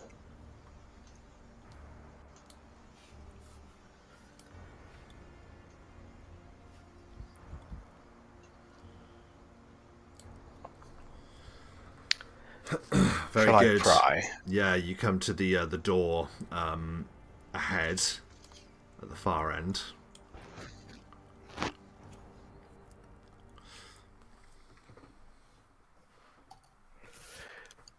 I shall silently and sneakily open the door. Okay, make your... Silently Yep. and Silently Heidi, 28 and sneakily. 31. Wow. Yeah. It is... you go to open it and it doesn't open. But it's also apparently is locked, or barred, shall we say, on the other side. Barred. Right. Well then, either we knock it down or we potentially brave the outside. I'm going to go for another casting of Detect Undead.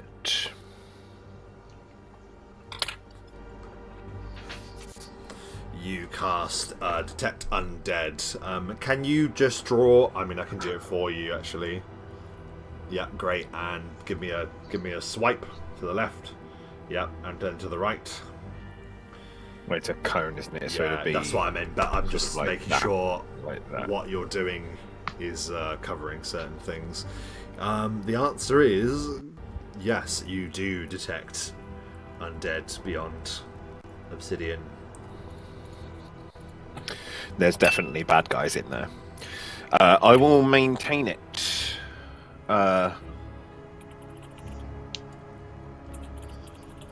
So that I get an idea of what's going on and how tough it is. So, number of undead auras in the area and the strength of the strongest undead aura present. So I will know how many are in there, how many undead, and I'll get either faint, moderate, strong, or overwhelming, depending on hit dice. Oh, so overwhelming has a hit die number, does it? 11 hit dice or higher is overwhelming. Okay. 5 to 10 is strong. I can't imagine it's less than that. Now, is that overall, or is that individually, if you know what I mean? No, so I'll only fight... So it says the number of undead auras and the strength of the strongest. So the strongest strength one is of the the only one I know the strongest. strength of. Okay. But the rest of them I don't know the strength of, I just know how many there are. Right, okay. Okay. Bear with. Whilst Obsidian's doing that, I'm just going to quaff a cure moderate wounds. Yeah, that's a good idea. Because I should probably do the same, actually. 2d8 plus 10. Oh! Back to full.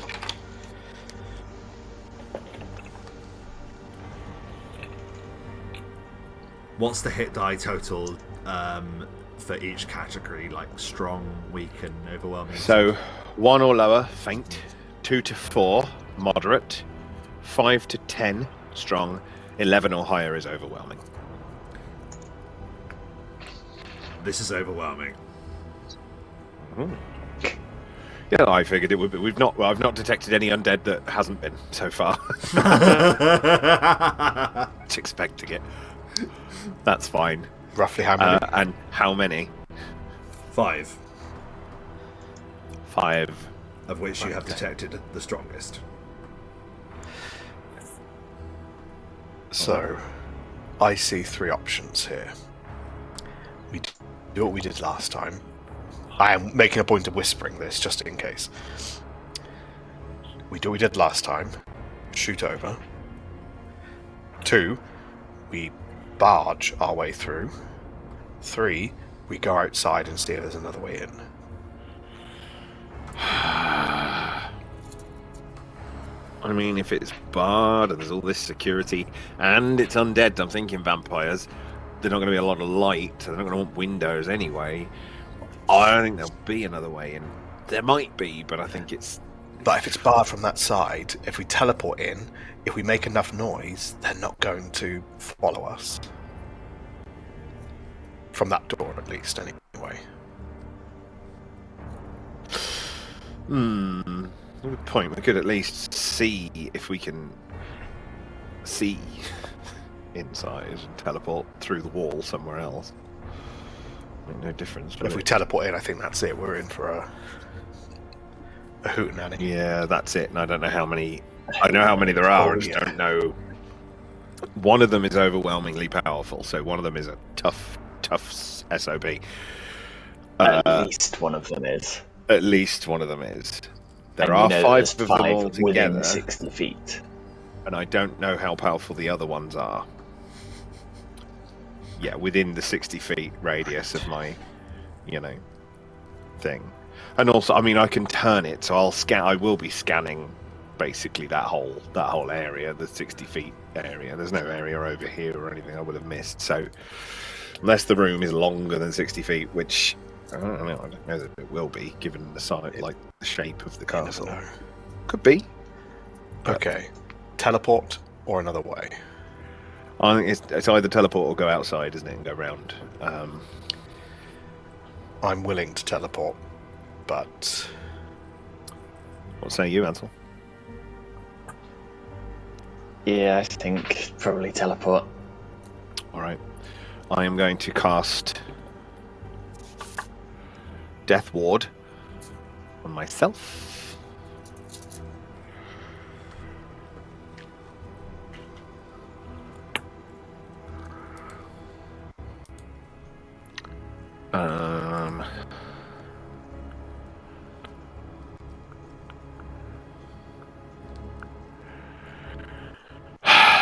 It's tough, isn't it? Because we don't know what they are. They could be ghosts, or could be zombies, or whatever.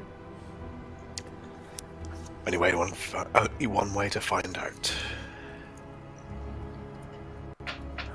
Kick the fucking door. Hang on a second. Teleport through. That's on the second round. On the third round, it says I get the strength and location of each undead aura. An aura is outside of your line of sight, then you discern its direction but not its location. So, location-wise, I get they're all sort of in front of us. That's not a thing. But I will know the strength of all of them if I concentrate for 3 rounds. Sorry, I misread that. So I'll know whether they're all overwhelming or not. I mean, they probably are. Every bit of information, though, helps, doesn't it? what was the categories again? So 11 hit dice or higher is overwhelming. 5 to 10 is strong. They are all overwhelming. They are all overwhelming. As anticipated, they are all overwhelming, boys.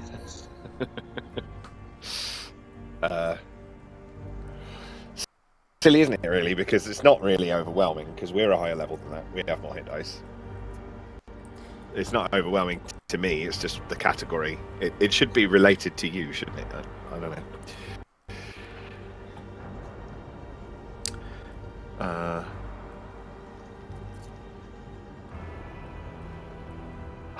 What are you doing? I don't know. What are we doing? Cast Death Ward, so I mean... Yeah, I noticed. Anything else?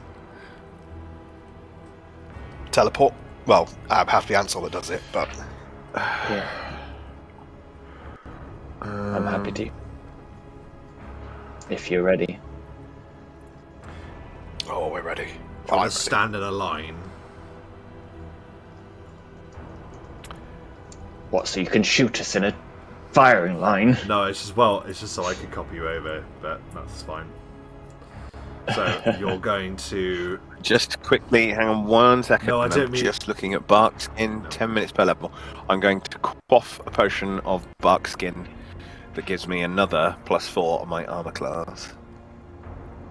No, it doesn't. It gives me +3 because I've already got 1 natural armor. It doesn't stack, but I get an extra 3. So 21, 22, 23, 24 now is my armor class. Okay, so with that then, Ansel, are you teleporting the strangers through the door? Yes, let's do it. I mean, can I ready to do the second one on the other side of the door? Can I ready to do a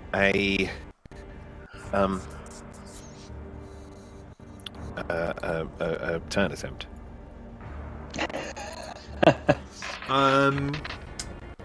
Yeah, you can ready. You can Sure, ready that's an a wise action. idea. I think. I mean, there's no reason why I shouldn't. I'd give it a go. My turning is way. I don't think I've ever pulled it off, to be honest. You have, But my turning is way better than it used to be because I have the phylactery of undead turning, so I turn at level 12, 13, 14, 15, 16. So it's possible that I could do it. 16, 17, 18, 19, 20. So I could turn 20 hit dice. If I get a good roll. I mean, that might get one of them. Maybe. You never know. I have no idea what's happening with Roll20 today, but the music just randomly stopped. I don't know if it did for you as well. It did. It did. Yeah. What the fuck? What is with this fucking... Well, maybe it'll come back, maybe it won't. Anyway. Sorry, Matt, so you're... As Redium says, he comes bringing death and tech issues. I'm Yeah. just readying a turn attempt. Okay. A rebuke, sorry. Very well. And then with that then, Ansel, you with a flash move each of you through the threshold. Through wall. And before you see a sanctum, the floor lined with red and black marble. There are a number of sacrificial altars that are filled with blood. And at the centre, of course, great steps that lead up to a great stone and metal coffin.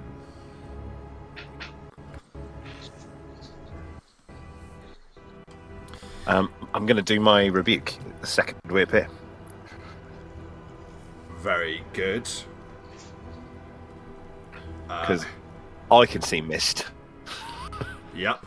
There's all mist. around that coffin. I don't know. I'm pretty sure the character can as well. I'm pretty sure Obsidian can see little mist clouds, and he's like, I know you. Rob, I'm yeah, stuck in the wall again, in the door. Can you...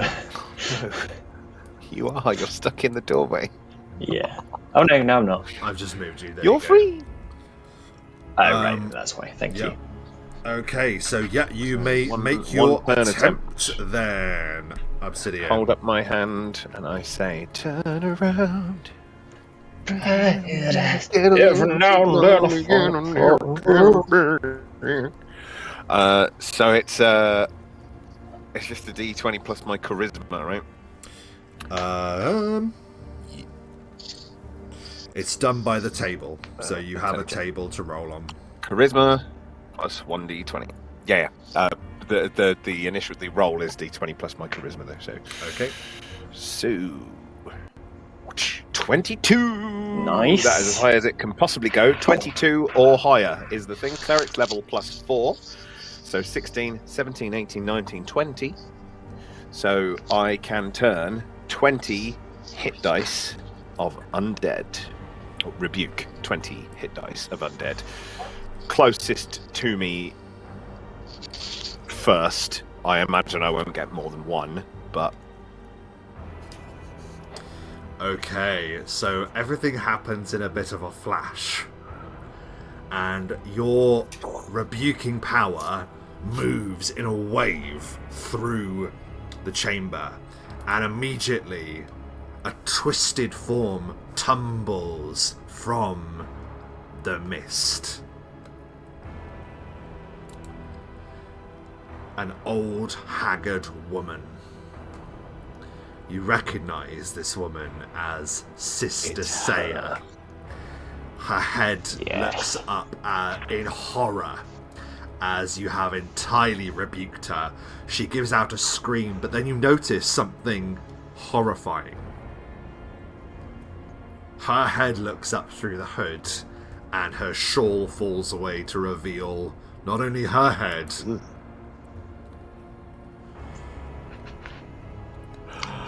but that's grim. No. but two others.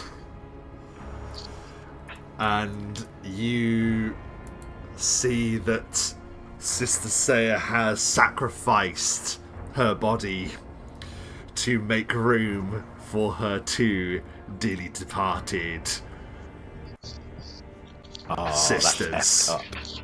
Grim. Three-headed witch. And her cry rings out, "Hear your breath! See your soul! Say your name!" And utterly rebuked, she falls back against the coffin and she screeches, "They're here! The strangers are here! We shall be revenged!" And it is then that out of the darkness spring two shadowy figures, instantly recognizable by their gait and the way they move as powerful vampires.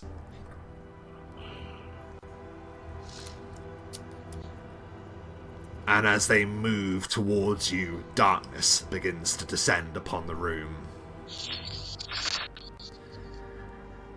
And that is where we shall leave the strangers tonight.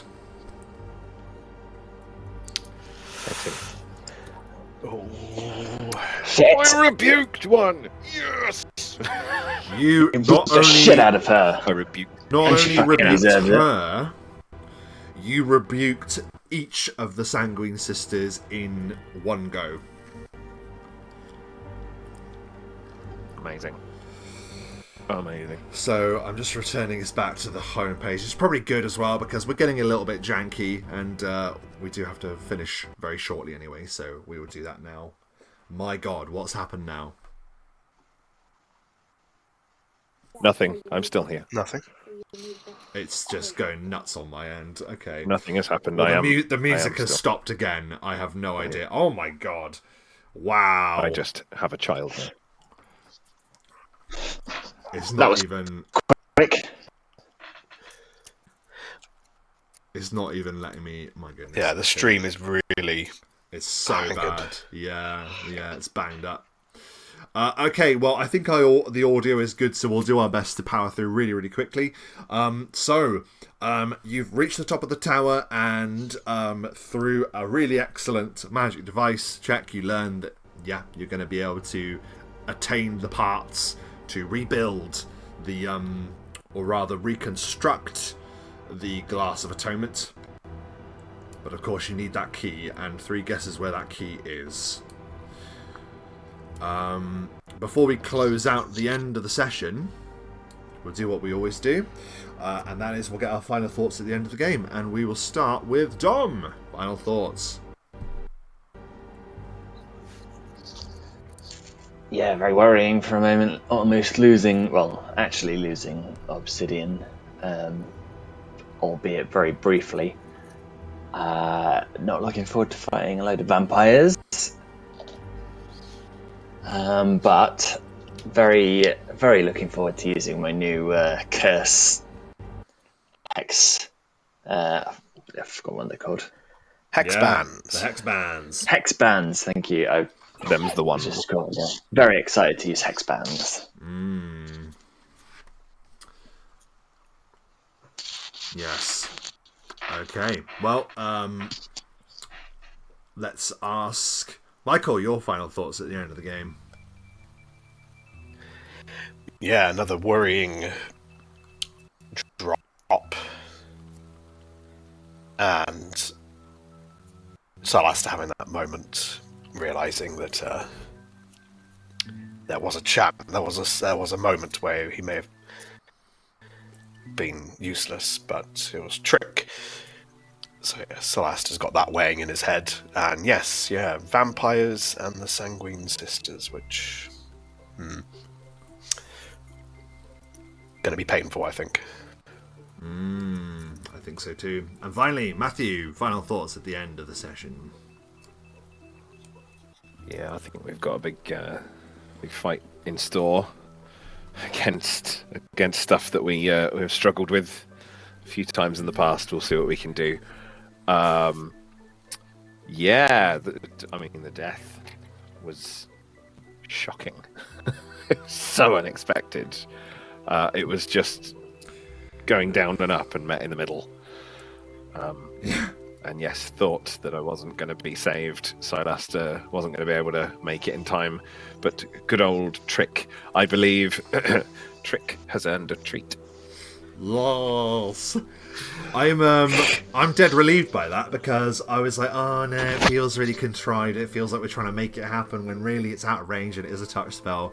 So it actually felt quite good to realise, aha, Trick is there.